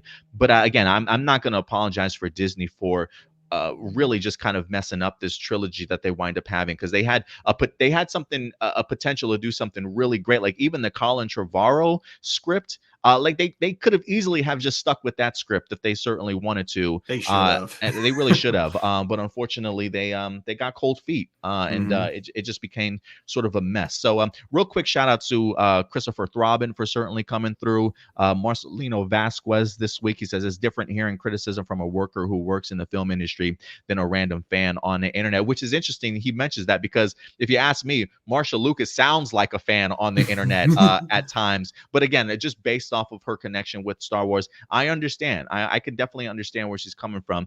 Gabriel Rashad, he says, I like Star Wars as a franchise, but Disney sequels is ass. He says Miss Lucas is right about everything, and she's been involved in the original. And so again, I do think that she is still coming from the standpoint of her being very attached to the franchise, knowing these characters, the actors that play them. So she's clearly going to be rather hot about what Disney certainly had to do. But listen, there definitely are some fans of the Disney sequel trilogy out there for sure. I don't. Where are they though? I'm trying to find them. Is anybody? No, I'm sure they're out there though. Any last words in regards to this though, Stuart? Yeah, I remember you saying that you don't think her seeing Rise of Skywalker changed her mind. Probably not. I'm You think so? saying I'm going to say this. I don't think she even saw Rise of Skywalker, which I mean, Yeah. again, I wouldn't blame her, because it's like if you don't like the first two, why would you go out of your way to watch the one that's even worse than both of them? Yeah, no, and it's funny, for me, the Force Awakens, I think out of the entire trilogy, The Force Awakens is a movie that I think for me continues to get better and better over time. I really enjoyed it in the movies. I literally saw the movie like 13 times in theaters. So it is Mhm. a movie that I enjoy, that I can put on at any particular point in time. It's just like that promise of something great. And then from that point on, it's just like, ugh. But I don't mind The Last Jedi. There are elements that I absolutely love, like all the Sith, Jedi, and Luke stuff. I'll eat that shit up all day. It's really the Rose and Finn storyline that kind of really drags that story down, if you ask me. But that's just me personally. But I do think And that people will go back and look at this movie like in 20 years, like they do The Phantom Menace, and maybe appreciate it a little bit more in time. it's funny for me because even though I do agree with everyone that the Finn and Rose storyline really dragged and just really was not interesting, I do still like what Ryan Johnson was trying to pull off with Finn's character development. Like I do think like the kind of metaphor with Rose being like a shoulder angel, and then well, I keep forgetting the other guy's name. DJ, was it? The guy that kind of helps them out, but then of course betrays them later. Oh, Um, I can't remember his name, but I know who you're talking about. Yeah. But yeah, I like the idea of him being like kind of the shoulder devil to him, and then Rose being the shoulder angel. I just think like the way they executed it wasn't the best, but I loved what they were going for. So it's like one of those things where even the elements of The Last Jedi that I don't like, I still like what they were trying to do with it. I definitely get you there. I definitely get you there. And again, one of the reasons, and I just want to say this too before we move on, one of the reasons why we bring up this article here is that one, I think this is an encapsulation of the fandom after the Last Jedi, but I also would like to challenge people to kind of see exactly how much has certainly changed over at Disney since then. I Mhm. do think that certainly has been some significant changes behind the scene. I think Kathleen Kennedy has learned what she's really good at and what she's not necessarily really good at. I think the idea of her maybe going back to being more executive producer, maybe not necessarily a guide for storyline or character telling or anything like that. I do think her decision to go ahead and put somebody like a John Favreau and a Dave Filoni should be recognized. I know a lot of people want to give the success of Star Wars more props to Jon Favreau and Dave Filoni, but there's somebody behind the scenes that's got to put those people together and make those decisions to bring forth these projects. And that person is, in fact, Kathleen Kennedy. So while she may not necessarily have a clue about what's going on with Star Wars, I think what showcases somebody that's good at their job is knowing that they're no longer the smartest person in the room, and gives the people that are smarter and know more about it more power. And the fact that she's given Dave Filoni and Jon Favreau more power within Lucasfilm to establish this incredible continuity that we have with The Mandalorian and now the Book of Boba Fett, the fact that she's bringing people on like a Taika Waititi, a Patty Jenkins for future movies and things like that, the fact that we've got the High Republic books that really have created a huge writer's room where everybody is on point with one another. I do think that there are, I mean, Star Wars visions to be able to go ahead and create something as incredible like that, to be smart enough to pick up on, like, this would be something for us to explore, and getting all these creators together to go ahead and put something together. I do think it shows we're learning, again, not to take anything away from their issues that they had in the past. They did definitely drop the ball, but I think it does say something that hopefully Disney and Lucasfilm are learning from their mistakes. So, let's see how things go going forward. So just don't want to keep that angry animosity around from all those years back. There is a point in time where I think as a fandom, we need to move on. You either like the sequel trilogy or you don't. There's plenty in the Star Wars universe for us to pick and choose from, for us to continue to enjoy things, for sure. And so I just don't want to sour and just stick on all that negativity all the time. Okay, sorry. One last thing. I swear I'm not trying to drag this out longer, but you brought up Star Wars Visions, and I have to point out the one thing I will say will make someone a fake Star Wars fan is if they use this sentence. And my girlfriend has shown me a lot of people on Reddit that have been saying this, and I will call them fake fans. They've been saying, yeah, man, the Japanese aesthetic just doesn't work with Star Wars.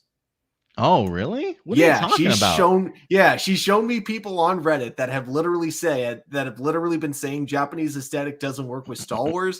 And that's, I usually don't like to use the term fake fan, but if you're actually saying that exact sentence, yeah, you're a fake fan. You are not a Star Wars fan, because that's literally one of the biggest inspirations for Star Wars. And even the movie even Visions acknowledges it, because like the first one that we see is based on Akira Kurosawa's I always forget how to pronounce the name of this movie, but Yajirobe or something. But without doubt, that's where the first one comes from. And then of course, the second one being a big shout out to Hidden Fortress, which was what the original Star Wars movie was based on, like shot for shot, very similar to Hidden Fortress.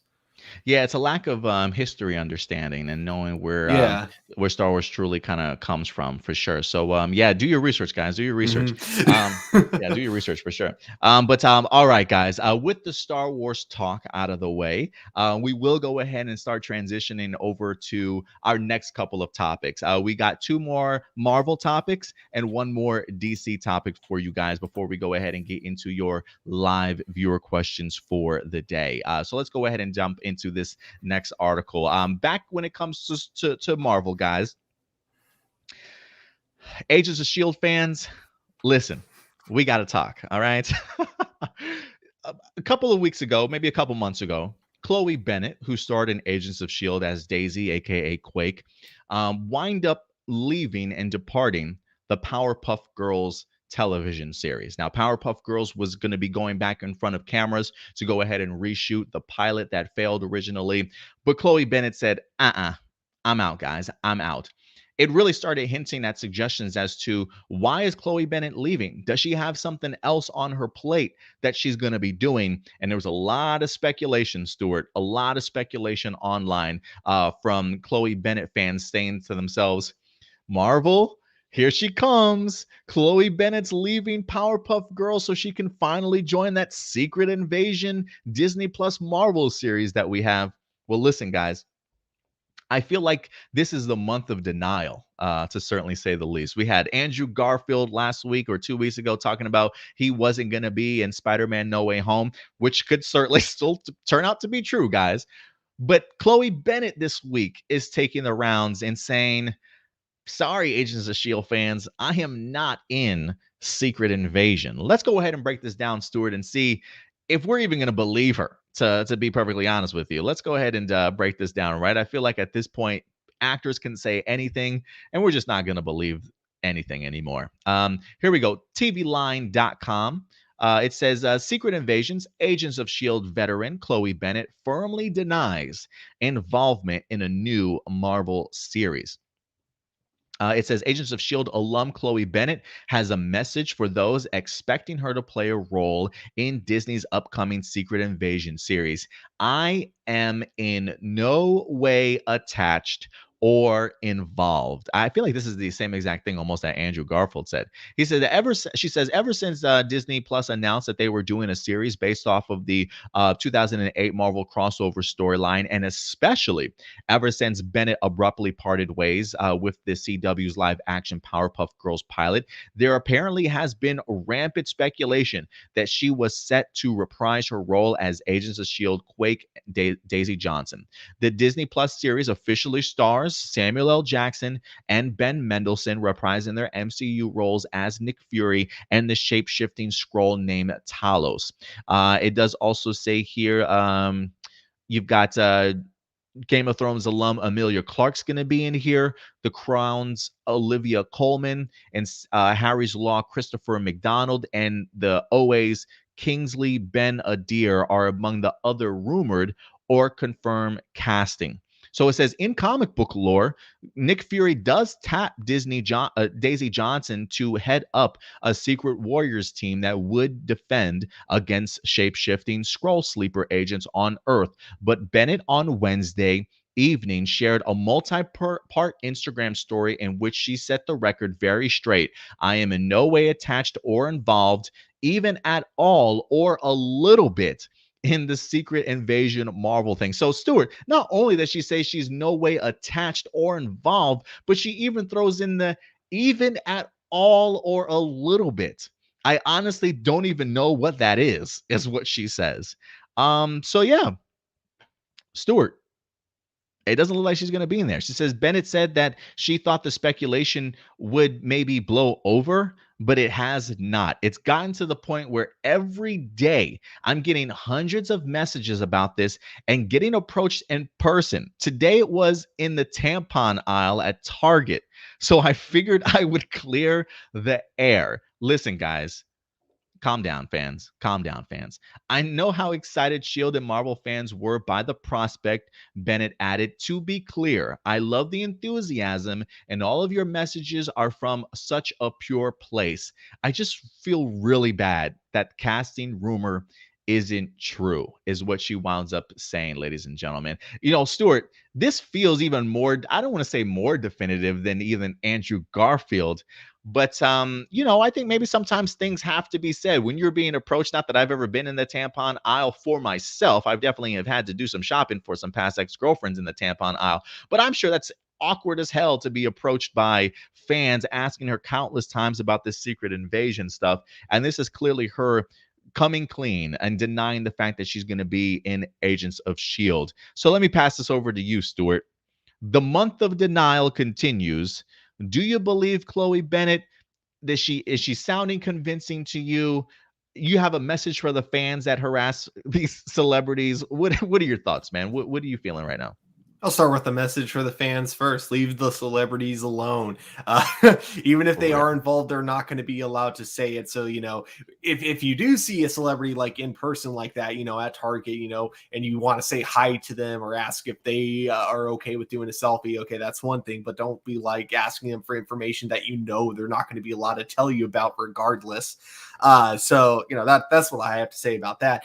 But when it comes to her involvement in Secret Invasion, I genuinely do believe her currently. Like, I don't think that she's currently in the know about Secret Invasion, and that's not me saying she's not going to be in it. I just don't think she's going to have like a big part in it if she is in it, because Marvel tends to do that with a lot of their actors. They tend to keep them in the dark, keep them out of the loop until the moment comes of like actually starting production on it. So it's very possible that we're going to be getting that with this.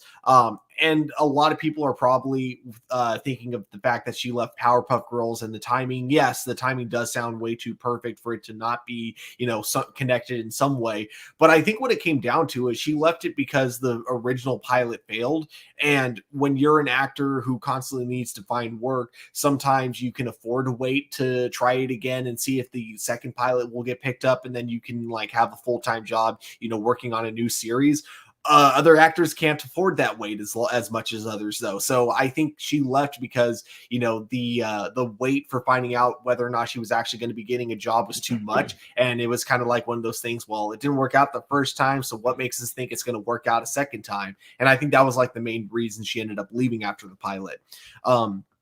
So that all said, I think I don't think she's currently in the know about Secret Invasion, but I do think it's still possible she could play a small role in it going down the line if Marvel decides to approach her upon production of the actual show. So me saying that she's not involved currently, and me saying that you should believe that like I personally believe her at her word right now, that's not me saying she will not be in Secret Invasions. I think there's still a good chance it could happen, but guys, stop harassing her about it. Stop constantly sending her messages about it, because I'm sure your intentions are good, and I'm sure she appreciates knowing that there's that many fans out there.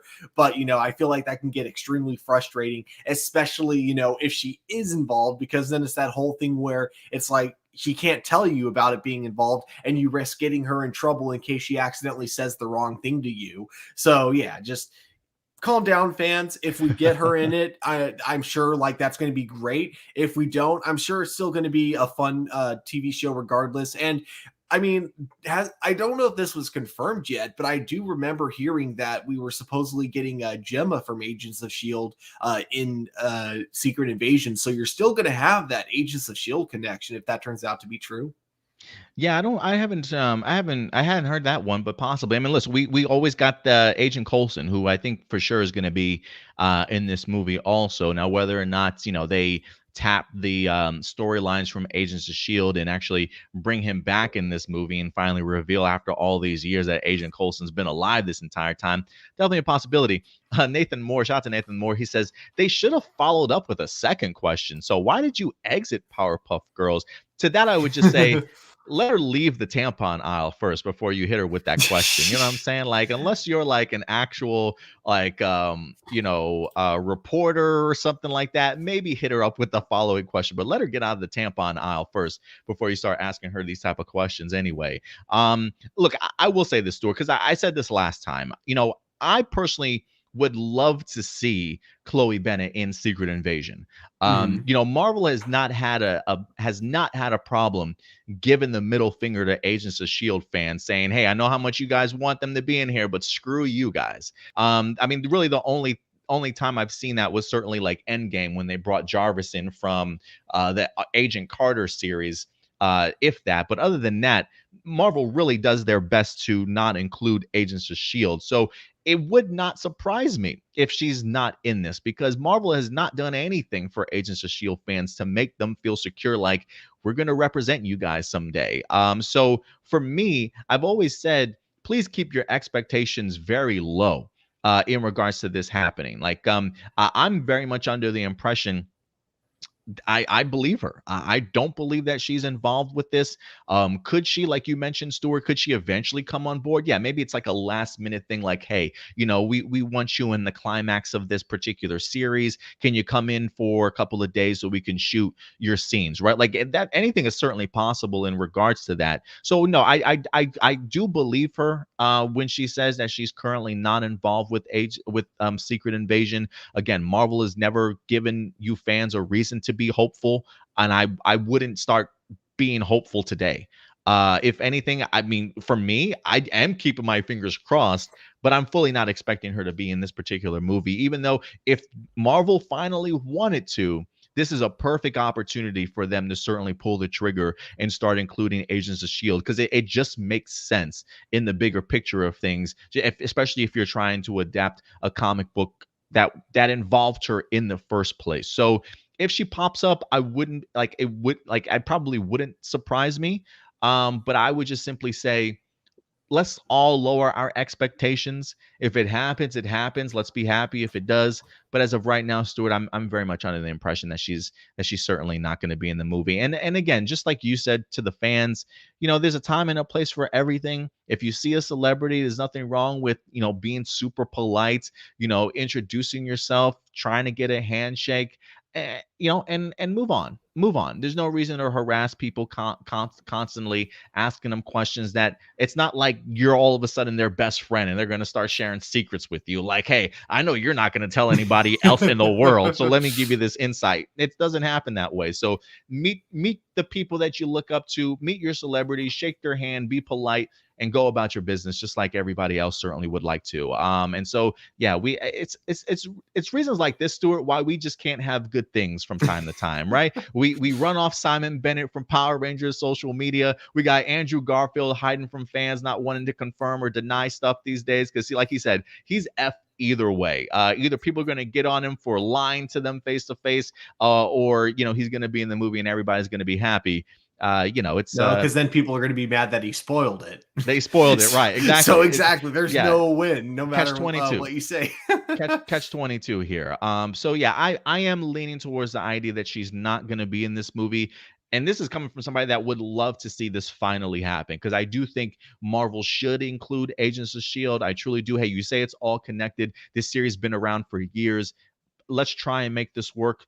But I'm not hopeful about it because Marvel has not shown me anything to prove that they're willing to go ahead and do that. So I'm lowering my expectations. What about you? Are you keeping your expectations low, Stuart?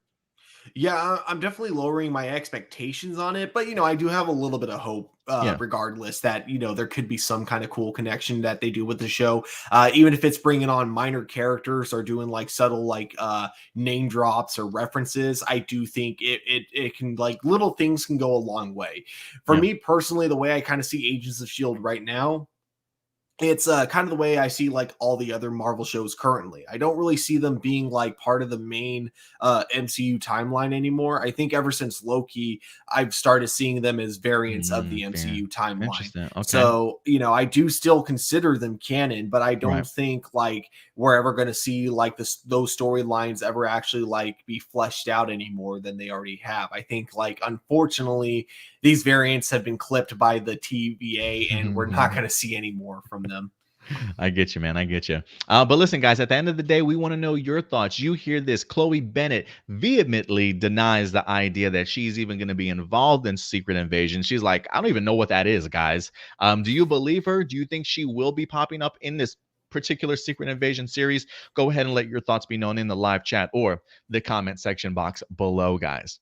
And with that out of the way, Stuart, we will go ahead and tackle our next Marvel topic for you guys today, in regards to the MCU and the Eternals, ladies and gentlemen, as we're inching closer to a brand new MCU movie. I believe it drops in November, if I'm not mistaken, Stuart. I could be wrong. Find out the release date for the Eternals for me. But listen, hot off the heels of the amazing Shang-Chi, which I think really surprised many, our next movie up is going to be the Eternals that we're going to be looking very, very forward to. This past week, Chloe Zhao has continued to be talking a little bit about it. And I think she's starting to help really flesh out what we're going to be getting when it comes to the Eternals movie. I do think that there's still a lot of mystery, a lot of questions that are certainly going out there in regards to what exactly are we going to be getting? Who are these characters? How do they fit into the overall scheme of things? And while Chloe Zhao certainly isn't coming out and spoiling anything, I do think that she is adding just little tidbits of information that certainly help us figure things out when it comes to the Eternals movie. So let's go ahead and jump into this article. This is from actually GamesRadar.com. I think it's an affiliate of Total Film, if I'm not mistaken, where Chloe Bennett does talk a little bit about when this movie takes place, or the time period in which it'll actually explore. So let's go ahead and dive into this, Stuart, and just kind of pick through what Chloe Zhao is talking about here. It says Eternals director Chloe Zhao says the movie explores explores the MCU before Thanos was born, before anyone was born. This is an exclusive article. It says the Oscar winning director talks to Total Film about her upcoming Marvel movie. It says the Eternals promises to be a Marvel movie like no other. Not only does the upcoming release have Oscar winner Chloe Zhao at the helm, but the story promises to dive further into MCU lore than any other film or TV series so far. The Eternals themselves are alien beings that have lived for millennia. They are Earth's protectors, yet the group did not interfere with Thanos when Thanos was amassing the Infinity Stones. And this is exactly what Zhao winds up saying. Because trust me, this is definitely something that the fans have been asking that very question for. She says, listen, the audience will understand why, Chloe Zhao assures. It says, not only why, but how complicated not interfering made them feel. We explore that. You'll see that in the movie. The Eternals were instructed not to interfere with any human conflict unless deviants are involved. There's a reason why that's the case, and that was the instruction from the Prime Celestial Orishim. It says the Celestials have already had an impact in the MCU, as we've previously seen one of them of these great beings, Isan the Searcher, the stomping around the universe and using the Power Stone in a flashback during Guardians of the Galaxy. We've also met the Celestial Star Lord's father, Ego. It does say that Eternals promises to bring in more celestial mythology, the movie heading back in time and having big repercussions on things to come. What excites me is the idea of going back in time and exploring the time before Thanos was born, before anyone was born. Where does the MCU go back in time? And that brings us to the mythology of the Celestials. Anything involving the Celestials is going to have a huge scale level of complication. Let's just put it that way. And it does say that the movie opens up November 5th, ladies and gentlemen. So, Stuart, I will say this, man. I am a huge fan of world building and just lore creation. And when it comes to the Celestials, just knowing how long they've been around in the MCU, I'm here to eat up every little bit of this. I'm sure it does get rather complicated for sure. I do think that this is going to give us a great insight to see exactly how influential the Celestials were, whether it be creating humanity or situations in on the earth. I also am really hoping for those of you who did have the opportunity to see Shang-Chi, and spoiler alert, if you haven't, close your ears real quick. I am curious because at the very end of Shang-Chi, during the post-credit scene, they do talk about where the 10 rings potentially come from. And while they don't necessarily say it, they definitely hint at the idea that its origin very much is unknown. And it would not surprise me if we do get the idea that the 10 rings were in fact created by celestial beings of some sort, that they have and capture some sort of powers and ability. And if you ask me, I think it would be a great lead in from a movie like Shang-Chi to the Chloe Zhao says is true, that we are going to see the impact that the Celestials wind up having. I'll be really fascinated to see if they showcase the Celestials even creating the 10 rings in this movie. Maybe other artifacts or other objects that they've imbued with power that are maybe somewhere around the MCU that we've yet to be introduced to. So I really want to see the impact of what they're going to do here, because I think the challenge for Chloe Zhao, and it may not even be a challenge, based off of just the type of director that she is and storyteller, it seems like she's a very personal, very grounded sort of storyteller when it comes to her filmmaking. So to be able to see her have that balance with not only creating and fleshing out great characters for the Eternals, the emotional pull that they were dealing with in not interfering when everything was happening, right? Like even in the trailer, there's a moment where Salma Hayek's character mentions how strong humanity is to be able to bring back all these people after what happened with Thanos. They're clearly impressed, but I think also at the same time, maybe beating themselves up a little bit for not being involved or not getting involved as much as they wanted to. So I'm going to be fascinated to see that balance of what Chloe Zhao brings as far as a character perspective on on what's been happening in the MCU, and also tying this into characters that are so grandiose and huge and have such a huge impact on the MCU, like the Celestial Beings. I think I'm going to have a really great time in just seeing that balance. And anytime that you get the opportunity to explore and expand the MCU even more, I think Loki did a great job of that. Introducing us to the multiverse, different variants and stuff to see how we got to this point. I think it's going to be the same exact way when it comes to the Eternal. So I eat up all that lore and world building. And if it's going to add even more enjoyment, if anything, I almost feel like this movie will add even more layers to the past MCU films that we've seen, because it would not surprise me if we do get some revelations that maybe either the Celestials had some impact in the previous phases of the MCU, or if there's some sort of kind of connective tissue. So I'm really excited for this. I'm really excited for this. But you hear some of what Chloe Zhao is certainly saying in regards to this article, Stuart. What are your thoughts in regards to what we're going to be getting from her movie along with the Celestials? I think one thing Marvel has always done a really good job at is introducing the weird elements, but somehow being able to have like the characters bring it down to a ground level to it. Absolutely. Just because they have great relatable characters, so they know how Absolutely. to. And I think it's like because they react the same way like we would to a lot of these weird scenarios. So it's going to be really interesting to really see how weird they can get with this movie, because now we're going to before the start of time, or not really before the start of time, but before like anything we know in the MCU. We're going so far back where it's just the Celestials, and it's also really exciting because this is something that's been hinted at throughout like a lot of the MCU movies, especially the Guardians of the Galaxy movies with the Celestials. Like we've known that they've existed, we've known that they play like a huge part in shaping the universe, but we don't really know like the full story of it. And it felt like that was going to be one of those things that's always been kind of told through like not necessarily directly told to us, but has always been told through implications rather than Right. like, telling us exactly like, how it all happened. So it's going to be really cool to get a flashback and find out exactly like kind of maybe not necessarily their origins, but to see a little bit more of what it is that they actually do, and why it is that, we don't hear from them very often, I guess. Yeah, no, I definitely agree with you there. There's certainly a ton of mystery surrounding the Celestials, especially like you said, the idea that there's been implications, things implied throughout the movies, but never any concrete evidence or concrete understanding as to what's kind of going on. So maybe this is the type of movie that eventually does sort of flesh that out. But you're right. It doesn't matter how bombastic and big these Marvel movies tend to be. They do tend to have do a really great job of at least grounding it and bringing it down to a more an emotional moments here for a lot of our characters. So it should be interesting to see how this movie actually fleshes itself out. So yeah, I'm looking forward to this, man. November 5th, it'll be here before we know it. But it's definitely a movie I'm looking forward to. Whether or not, I don't even know if this movie is going to be better than Shang-Chi. I don't really like to compare movies.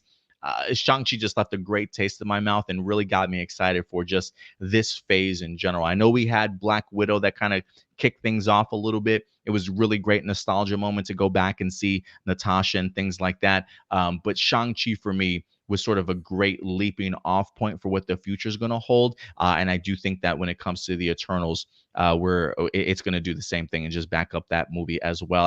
I feel like the enthusiasm is hitting more now that we had ourselves a fresh new title in Shang-Chi and we're getting ourselves brand new characters in here again. It feels very much like the same type of energy from early phases and the excitement of where it could potentially lead now. So I'm eager for it. I really am. Yeah. Other than that, man, I guess I don't have that much more to say about it other than that I'm really looking forward to this movie. It looks very unique for the MCU because it looks like it's shot just so much differently than other Marvel movies. And Mhm. I look forward to seeing these, majorly larger than life characters, like, the biggest characters we've seen in Marvel, essentially, in terms of like scale of like how long they've been around and their importance, I guess you could say. So I'm really looking forward to seeing them and seeing how we can find like I was mentioning before, how Marvel's really good at making those kind of characters relatable. I look forward to seeing how they're able to do it with these type of characters. Yeah, most definitely, most definitely. But guys, listen, let me know your thoughts. You hear this from Chloe Zhao speaking about the Eternals, that the movie's going to really be exploring the MCU's past well before maybe even humans were born or whatever the case may be. Definitely looks like we're going to get ourselves an influx of celestial details as well. So it should be rather interesting to say the least. But let me know your thoughts in regards to what Chloe Zhao is bringing us. And with that out of the way, Stuart, we do have one more topic for you guys today that we're going to be breaking down as we're going to go ahead and jump more into DC and wrap this up with the upcoming Peacemaker TV series, ladies and gentlemen. With James Gunn completed the Suicide Squad movie that's out on HBO Max currently. The next project that he was working on shortly after that was in fact going to be the Peacemaker television series, and then I think he's going to be jumping back to finish and work on Guardians of the Galaxy 3. After seeing John Cena and what he did with the Suicide Squad movie, his character really did stand out to me. I actually really enjoyed his arc for that, and it does make me rather interested to see exactly where his character is going to go in the television series that James Gunn is creating for us. But for the most part, I feel like mostly they've been rather quiet in regards to what this television show is going to really be detailing for us. But this week, guys, James Gunn came out and talked a little bit more about this Peacemaker series to really give us a sense of the Peacemaker character and some of the struggles that he's going to be going through in this particular series. So let's go ahead and dive into this. If you're fascinated in learning more about the upcoming John Cena led Peacemaker television series, this is what James Gunn had to say. This is from Deadline.com. James Gunn on how Peacemaker has a lot of issues. And I think we kind of got a glimpse of some of those already when it comes to the Suicide Squad movie. So it says John Cena's mercenary character in DC's Peacemaker may not exactly be the most politically correct guy by today's measures in his expletives to friends, enemies, and waitresses. Peacemaker follows the DC superhero who is dedicated to world peace and how he's prepared to use force of arms to achieve it. It says here the Suicide Squad as to why the character has a lot of. Oh, it says asked at today's TCA session for the Max original series spinoff of Warner Brothers, the Suicide Squad as to why the character has a lot of blind spots when it comes to race and how the character is a spitting image of the jingoistic, racist America. Creator James Gunn answered, Peacemaker has a lot of issues. He says, I don't sit down and say, oh, how am I going to make this character likable? I make it as fully fleshed as possible. And one of the things that I wanted to tell was a story in which he's got a lot to learn. By the end of this past summer's movie, while other members of the Suicide Squad made a nice arc, Peacemaker's did not. His blind spots are pretty terrible, and there are other places of him being ignorant. He's every guy I grew up with in Missouri, and not different from anyone I know.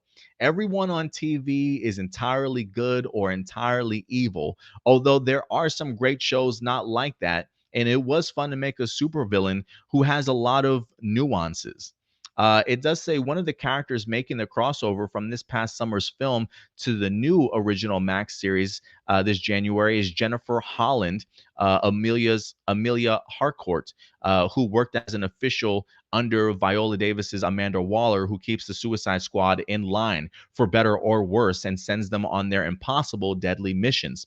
She's closed off, says Holland about her character, that comes from a life of seeing a lot of death and killing a lot of people. She also believes that close personal relationships are dangerous. I think she's a lone wolf. It says who teases that Harcourt will become a more well-rounded person and create some relationships with people throughout the season. So really, I think for me, the big takeaway here is just really talking about how he's not trying to make this character likable, that he really wants to go ahead and flesh out these characters in this particular story, that he's got a lot of blind spots that are pretty terrible, and then other places where he certainly finds himself ignorant, and really talks about the gray that kind of goes into putting some of these characters together, not everybody being entirely good or evil.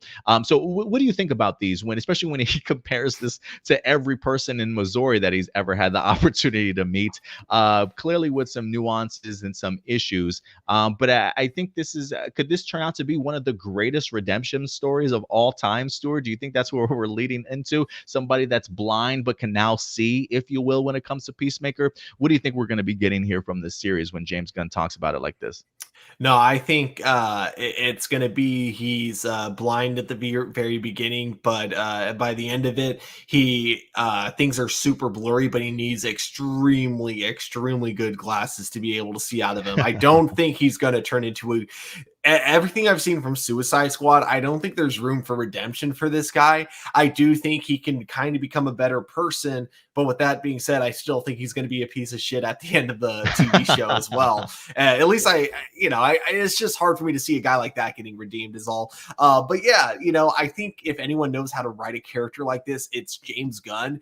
The danger with writing a character like this, I don't know, maybe danger was an extreme word to use, but I almost know for a fact the type of fans that the show is going to have. You're going to have people on both sides, people who get it, people who are like, oh man, this guy is totally an a-hole, but you love the commentary going along with it. But then you're going to get those fans that don't get it and think that we're supposed to like him as a character and that he's supposed to be the good guy. I mean, there are people who apparently thought that Captain Homeland, is it Captain Homelander or just Homelander? I I forget. as well call him Homelander. Yeah. Homelander. There are people that legit thought that Homelander was the good guy in The Boys. People who have watched The Boys season 1 and 2 that think he's the good guy. So I think, and same with like Rick Sanchez from Rick and Morty, people who look at him and think, he's supposed to be correct on everything. And we're supposed to look at Rick Sanchez like he's right and everything, even though that's not the case. And I feel like that's probably what we're going to get with Peacemaker as well. So all that being said, I'm absolutely looking forward to the show 110%. Some of the commentary that James Gunn might be doing with him, especially even just from the first question, the idea because I think what you asked, like the question in the article was asked of whether or not he'd be blind to racial injustice, right? Let's see here. Where Because did it go? Let's see here.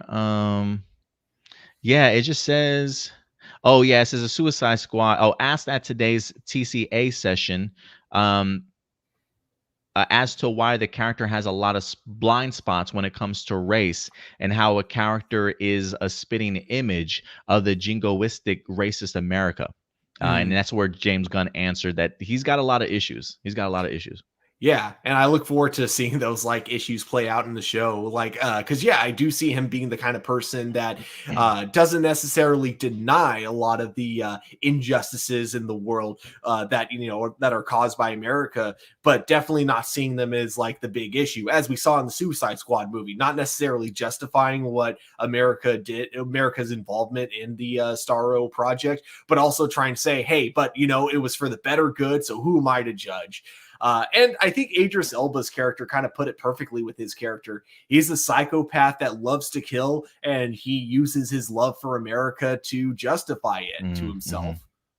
Yeah, no, I definitely agree. And I got to agree with you, man. I feel like the social commentary alone that's going to come out of this series, I think will be very polarizing. I think it's going to pull some people will pull to one side. I think some people will pull to the other side.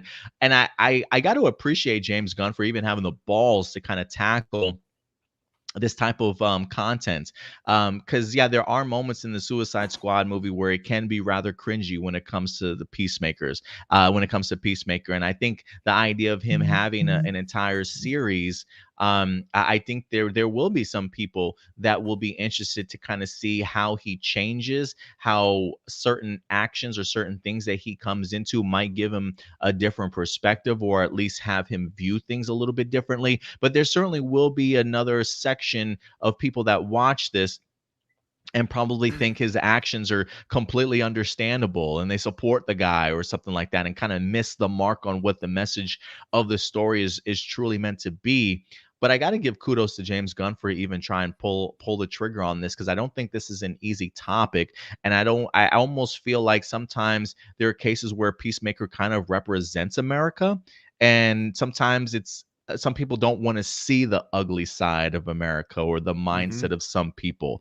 And I think James Gunn is really going to bring that to the forefront, and hopefully give a different perspective on things, or to kind of help us view things a little bit differently. Whether or not, again, I don't think he's fully going to change the Peacemaker character, but I do think there is something important of showing a guy who has these beliefs and then having other characters that will provide that pushback. So you do have different sort of points of view in regards to different social issues that might actually wind up being brought up in this movie, but in this particular series. But yeah, I think it's a ballsy choice to go ahead and tackle. But I think James Gunn is certainly the man for it, who doesn't seem to like. It's one of those things where, especially based off of what James Gunn has gone through in his particular career, right? Saying some of the things that he might have said years ago, being canceled for some of the things, that he wind up saying, but then being brought back into the fold and whatnot after all those years.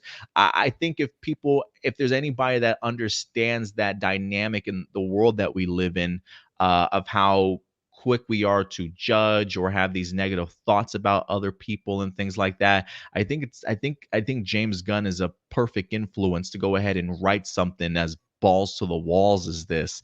So I'll be interested to see how he tackles it. But man, I'm fascinated. I truly am fascinated to see how John Cena as an actor also is going to go ahead and handle this particular role. But I do think it's going to offer some great commentary, and it'll be interesting to see where the fans fall in regards to this series for sure. Something I would love to see in this show. Gonna get slightly political here, so slight trigger warning for some people who don't like politics.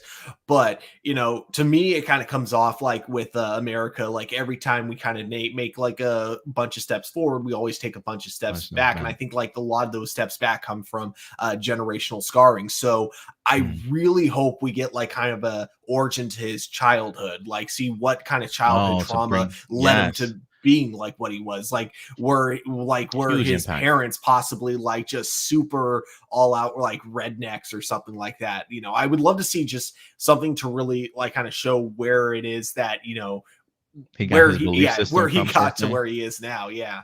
Yeah, no, that I think that would be a really great sort of something to kind of highlight, that the environment that you live in truly does kind of shape and mold who we are as people, sort of thing. And so yeah, I definitely agree with you. Man, I feel like the more and more that we learn about this series, like I don't know how controversial this series will end up being, but I wouldn't be surprised to listen if John Cena or the Peacemaker character says some shit that just gets some people in an uproar, like, oh my god, like I wonder if this is James Gunn's excuse to just get some shit off his chest. You know what I'm saying? And like, oh, the Peacemaker said that, not me. Peacemaker said that. Um, but I think it'll just really highlight maybe some of the mindset in the America, like you pointed out, that we certainly live in today. And I think maybe that'll bring awareness. Maybe some people will be able to, and it's crazy to say this, but I'm sure that there will be some people that might relate to Peacemaker in some extent, and so I'm kind of hoping that maybe the message that James Gunn might push forward, showing other sides of perspectives and point of views and seeing how he has a lot to learn. I am hoping that it allows other people to learn some things also. Mhm. You know what I mean? So we'll see what happens. We'll see what happens. But guys, we want to know your thoughts. You hear James Gunn talking about some of the issues that Peacemaker is going to be involved in, having to tackle himself. What do you guys think? How this is certainly going to be handled, certainly going forward in a reception, especially. We definitely want to go ahead and know your guys' thoughts in the live chat or comment section box below. Any last words in regards to this one, Stuart? Last thing I'll say is with this show going to HBO Max and it being a DC property, like I know they're not in the same universe, but I don't care. Can we get like a Peacemaker, a Doom Patrol crossover? Because I feel like the Doom Patrol interacting with a character like Peacemaker could lead to some amazing comedy. So, James Gunn, if you are, watching this podcast, or Greg Berlanti, if you're out there, you guys should totally reach out to each other and like work out a crossover of some sort. Yeah, I would love to. I would love to see Peacemaker having a great conversation with Cliff Steele, aka Robot Man, or even Crazy Jane for that point. Those are some two characters I would love to see that Oh interactions like. man, I would love Robot. Just I won't say too much, but you do kind of get a little more flashback of Cliff Steele's dad in Doom Patrol Oh, season 3. okay. I don't want to say any more than that, but I'll say this: it would be really funny if Cliff Steele's like, "You remind me way too much of my My dad." dad. Okay. All right. Yeah, I definitely will check it out. It is again I did try and watch the first episode of season 3. I literally got into it like 10 minutes and then I wind up passing out. I put this on at like 2 in the morning yesterday. So it was Oh, yeah, okay. I was pretty exhausted. All right, guys. And with that out of the way, we will go ahead and wrap up all of our topics. And we're gonna go ahead and get into your guys' live viewer questions for the day, guys. So we've got a few that we're gonna be breaking down today to go ahead and wrap up this show. So let's see what we got here. Jessica Fryman, appreciate you coming through with the questions as always. When do you think Stargirl will meet Starman? And who would you like to take Supergirl's spot in the Justice League? Look, I would love Stargirl to take that spot if Supergirl's going to be exiting. That's one of the reasons why I really wish Supergirl and Stargirl had gotten that opportunity to meet each other. But Stargirl's already a part of a great team in the JSA. So I don't know. I would be curious to know if you have another character you would like to see take Supergirl's place in the Justice League. Although I think she still has a spot.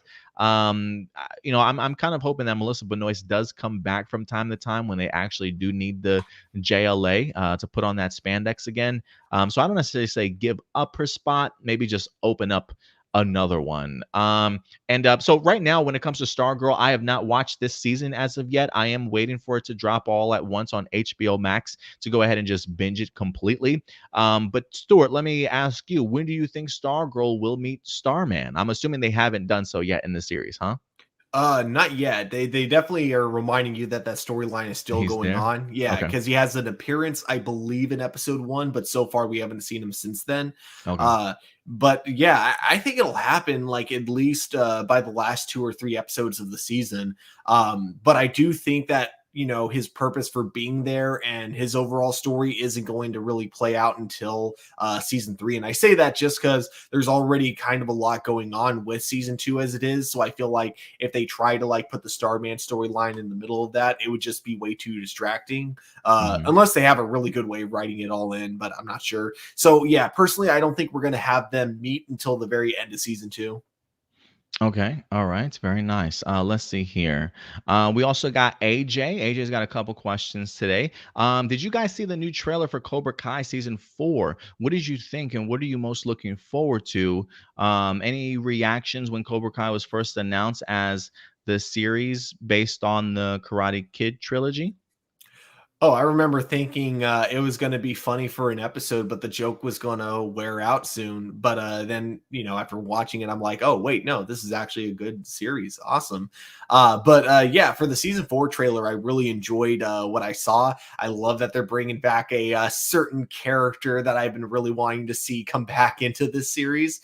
And on top of that, my prediction kind of it's already looking like my prediction is coming true, where it's like immediately taking place right where the last episode left off, and immediately Johnny and Daniel are realizing the biggest issue, which is that they have completely different teaching methods, and that's definitely going to cause the two of them to clash a lot, and I look forward to seeing that play out.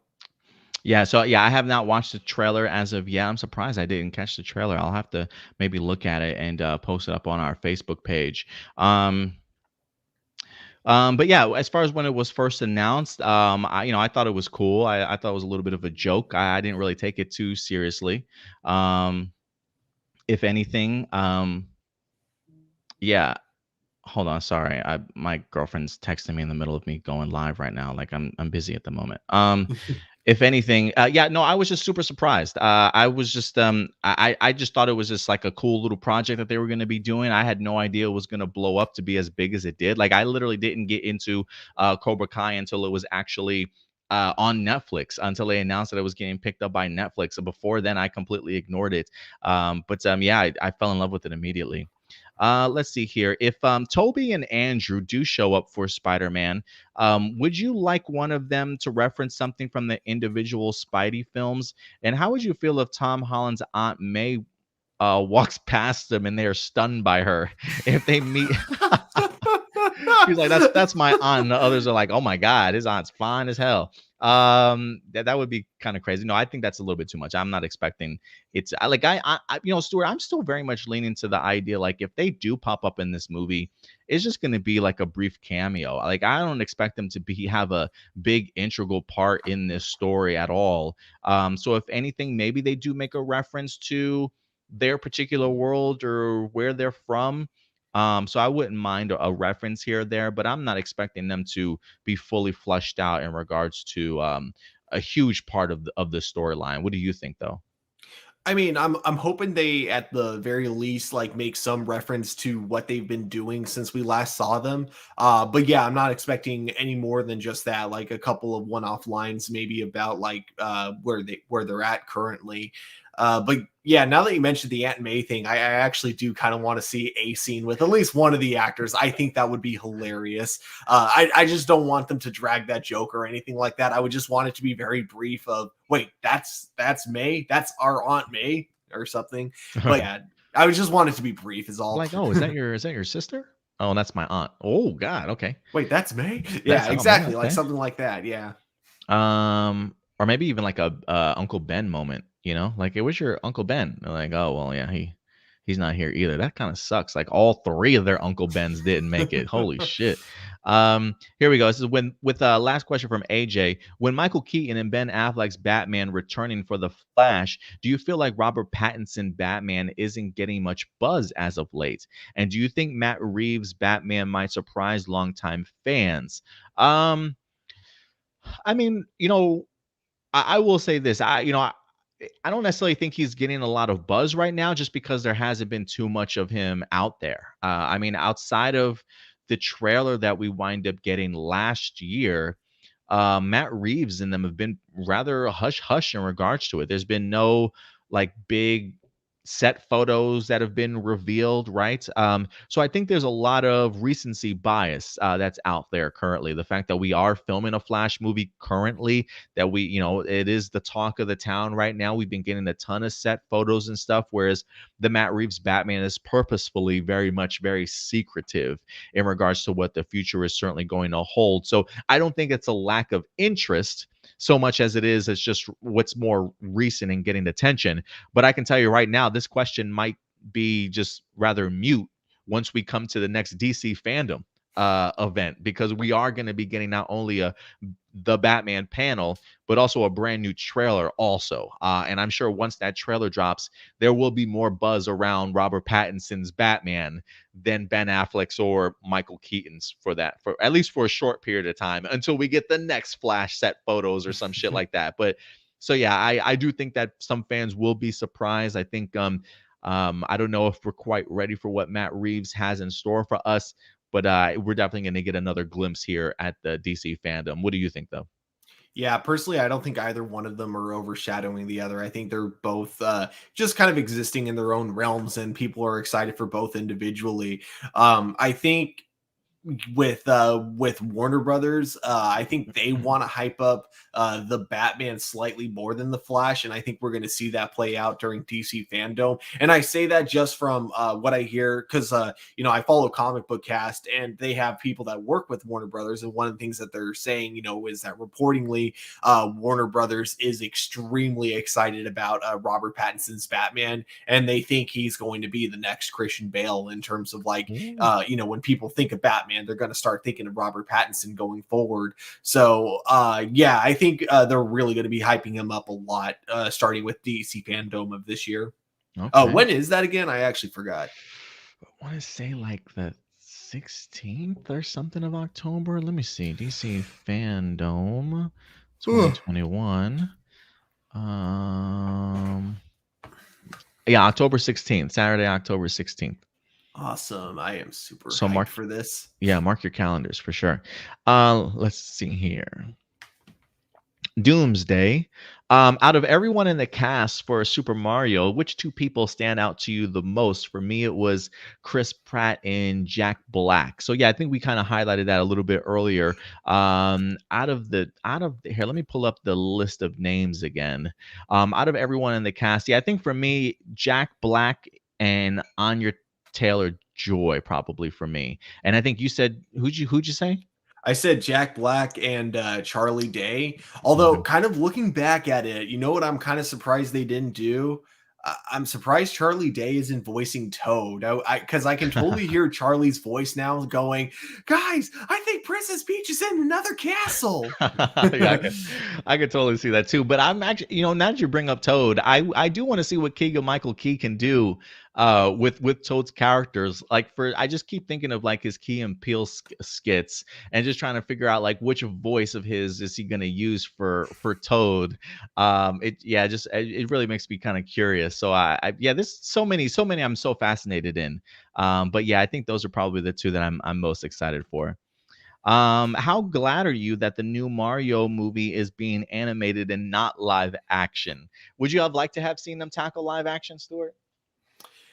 Call me crazy. I think it can work if done correctly. I think just ever since the Super Mario Brothers movie that came out in the 80s, they've been too afraid to ever try that again. Yeah. But if it were me directing it, I would have done a mixture of the two. I would have Mm. had it so whenever they go to the Mushroom Kingdom, it's animated, Mm. but I would have had live action, kind of like in the cartoon, how they have live action segments that take place in Oh the yeah. real world. I Hmm. would have had that, like essentially whenever Chris Pratt is not being sucked into the pipes to go to the Mushroom Kingdom, have him be like him and his brother, kind of like in the original movie, be like actual plumbers in the real world that get called to adventure in the Mushroom Kingdom. So I would have done a mixture of the two personally. I dig it. I dig it. I feel like they managed to pull it off relatively well recently. Like we said, the animated and live action for or like CGI for Detective Pikachu. We see that concept played out really well in Sonic. The same concept definitely could have been pulled off for Super Mario. So you're right. I do think taking a step back and seeing where we are storytelling wise, animation wise, probably a lot more flexibility to be able to do something live action, but I get the idea of them going the animated routes because they clearly still terrified from what they did back in the day. Which Marvel movie had you scratching your head the most? I don't know if that's in confusion as to what the movie meant or like we just like what is this movie even supposed to be? Um Probably for me, probably Ant-Man and the Wasp along or Guardians of the Galaxy 2. Mm, Probably same with Guardians of the Galaxy 2. Yeah, I wasn't the biggest fan of it as much as like everyone else like praises that film. It's actually like one of my least favorite Marvel movies, honestly. Even though the first one is like one of my favorite Marvel movies. Yeah, it's pretty crazy how that turned out. Yeah, it's pretty low on my list too. Let's see here. Adrian Perez, he's got a couple of questions. Um, do you think many fans hate Michael Bay when it comes to Transformers films because he was always using racial stereotypes for the robots and overusing slow motion, colored filters, and always hiring supermodels as the lead? Which is why Bumblebee has the best reviewed Transformer movies in years. Do you think that's why many fans hate Michael Bay I mean, those are all factors. There's even more factors to it, but yeah, I would definitely say that all the things listed when it there are comes to definitely, yeah? yeah, there are definitely a lot of issues with the movies, and those are definitely included. Yeah, no, I definitely would agree with you there. I think for me too, while I definitely do think that those are factors, um, I think the reason that I despise it is the non-focus in storytelling. Hmm. I think it really misses the beats on characters. Unlike the first one, which I thought did a really great job, But then you can really see as the franchise continued, Michael Bay just continued to it allowed it to be more flashy visually than I think. Did he didn't write those films? Did he? Was he a writer on those films too, Stuart? That I'm not 100% sure on. I do know that, like, as a director, he is the kind of director that takes a lot of creative changes to the scripts to help it fit, like, his kind of vision that he goes for with these movies. So even if he didn't write the script, he definitely wrote it in one way or another. I get you. I get you. I'm trying to see. Do we have anything on here from him as yeah, oh let me see, writer. Yeah, he didn't write him. He was just kind of the director. But yeah, I guess maybe if anything, just maybe too dependent on the visuals along with everything else that you wind up saying there, Adrian. What are advantages and disadvantages? Huh? I don't understand this one. What are advantages and disadvantages when it comes to Power Rangers and Super Sentai and vice versa? What do you think he means by Oh, I think what he means is the advantages of excuse Power me? Rangers using Super Sentai, like, Oh, to create each individual season. Um, it's weird. I think currently with where Power Rangers is at, like where it was at, I should say, with the Saban and Hasbro era, and if they decide to keep it going, it'll still be that as an advantage. Is that production wise, I think they got around the same budget. So when it comes to matching the footage, it's really easy to save money because it'll still look very consistent with the same budget. And I think that's like one thing that really kind of helps with that. The disadvantage of it kind of comes to the way that they've been utilizing it ever since the show moved to Nickelodeon. And I feel like just now with Dino Fury, I think they're on episode 18 now, and I think they're only just now with Dino Fury fixing this issue. Is that it feels like they use footage when they don't have to because they can. And mhm. you look at Megaforce especially where they just have, like, I want to say, like, with Megaforce, it feels like 90% of it was all just stock footage, and it wasn't because they didn't have the budget to shoot their own stuff. Megaforce had, like, I want to say, the biggest budget out of all the Nickelodeon seasons. They just chose not to utilize it and to utilize it for things that just didn't matter or didn't really need to be used for the Power Rangers franchise. So I think that's where the disadvantages is coming in. To you have all this footage and you want to use it even when you don't have to. And I think what works so well about Dino Fury is that they really do only use the footage when it's necessary for the story. It doesn't feel like they use it because they feel like they have to use, like, they have to cross out a check mark or anything like that. Yeah, Um, no, I would agree with you. I think, I mean, based off of a graph that I saw a few months ago, the amount of Super Sentai footage that's actually used in Power Rangers these days aren't even in the double digit percentages anymore. I mean, we're talking like 2%, 3%, 1% per episode sometimes, maybe 4% at the most, sort of thing.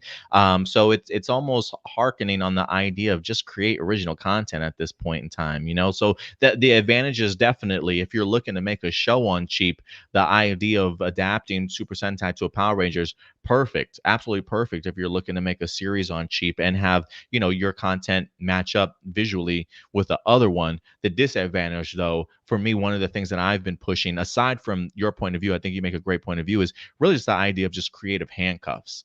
The potential of mhm. what you could do in regards to creating something original instead of having to mold your storyline to have to fit something that maybe you don't necessarily want in your store, but you got to kind of now navigate around to kind of fit the footage that you want to include, right? So, what are you gonna say? Go ahead.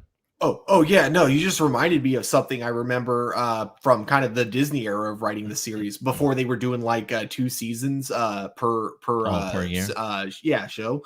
Um One of the issues is that they would have to, in order to make sure they had the full script ready to go before they started production, they'd have to write the episode as the Sentai was going, which means that there were times where, and it's kind of obvious when you look back at Dino Thunder, and I think Mystic Force was a victim of this too, where they're foreshadowing one thing very early on with the expectation that it's going to work Mhm. out the way they think it is, but then it doesn't, and the Sentai goes a very different direction, so they end up having to make, like, a lot of adjustments. Dino Thunder, I bring that one up because one of the comedic relief characters, the one who had like kind of the surfer hair. I forget his Oh, from name. Jungle Fury?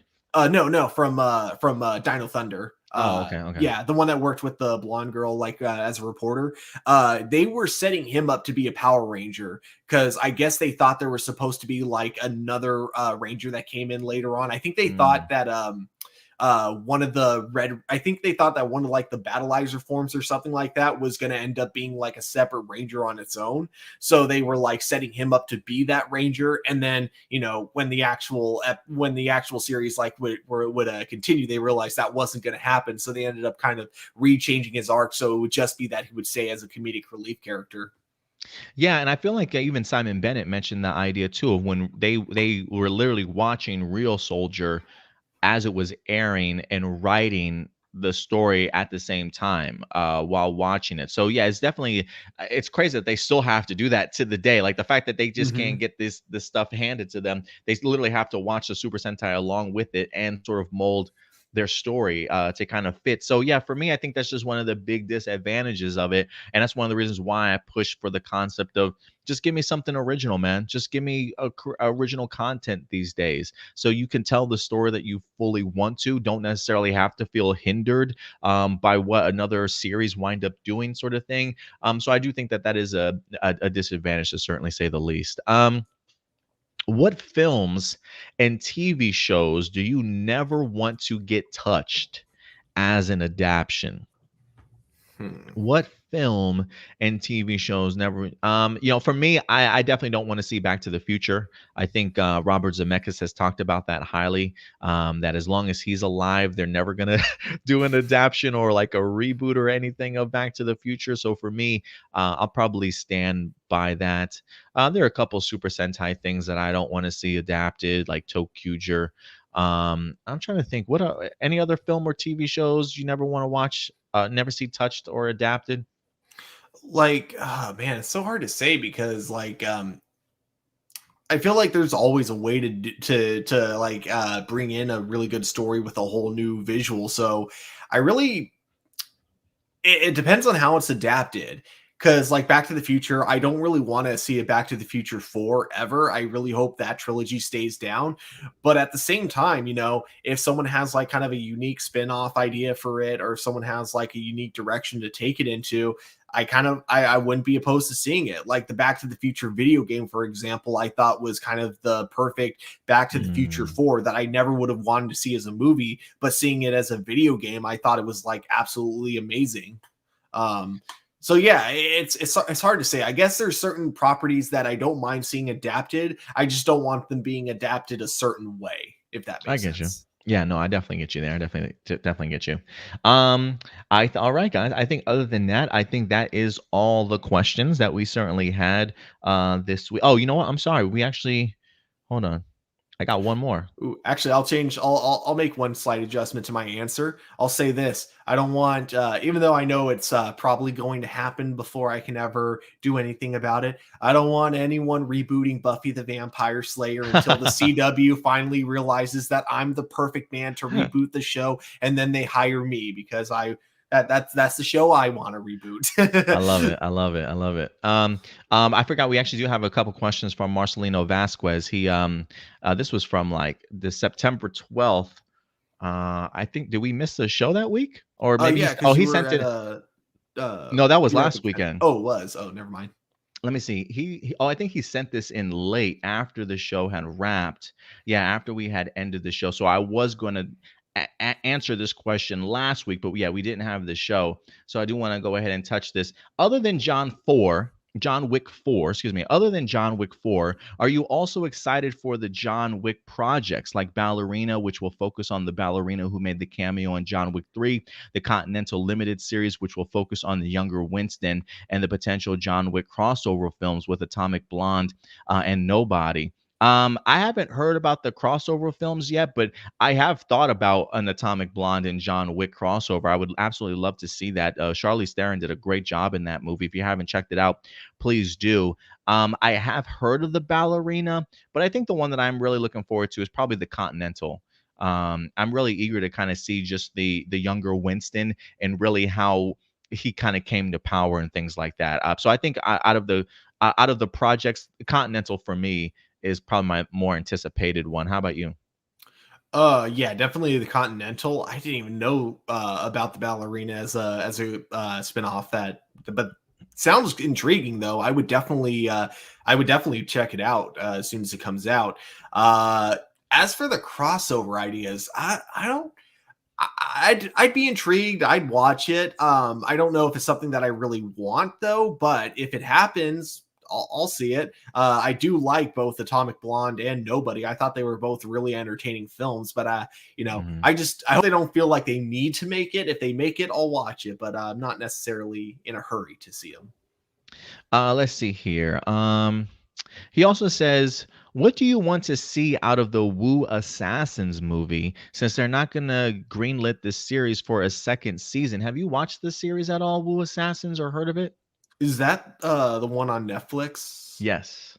It looks Um, like 2019 action fiction, one season. It's got the guy from Iko Uwais from I believe it isn't it The Raid? I believe not that's from I think he was sure. from The Raid. I'll check it out in just a moment. But yeah, I haven't seen the show. I pretty sure, like 90% sure, my dad watches it because if it has martial arts in it, my dad probably watches it, and especially if it's on Netflix. So I'm sure he's excited about it. I'll have to ask his thoughts about it later on. Yeah, I'm not too familiar with it. I think I might have actually have seen it. I do like the main actor. I'm a big fan of his, but I have not dabbled in this series. So I'm always a big fan of martial arts, though. So as long as the story's there and the action is there, I'll eat it up. Maybe that's something I'll put on my watch list to certainly go ahead and check out. He also asks if the majority of your viewers politely asked me to stop asking questions that are hard hitting that involve asking about woke culture, yada, yada, yada. Would you comply and politely ask me to stop asking questions that involve that kind of stuff? I mean, they don't really dictate our content here. So we have final say in regards to this. So we'll answer whatever question we certainly deem necessary or that we certainly want to. So we'll be the ones to have that final say, Marcelino.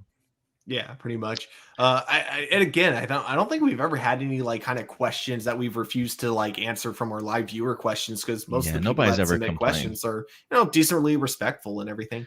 Yeah, pretty much. Yeah, pretty much, man.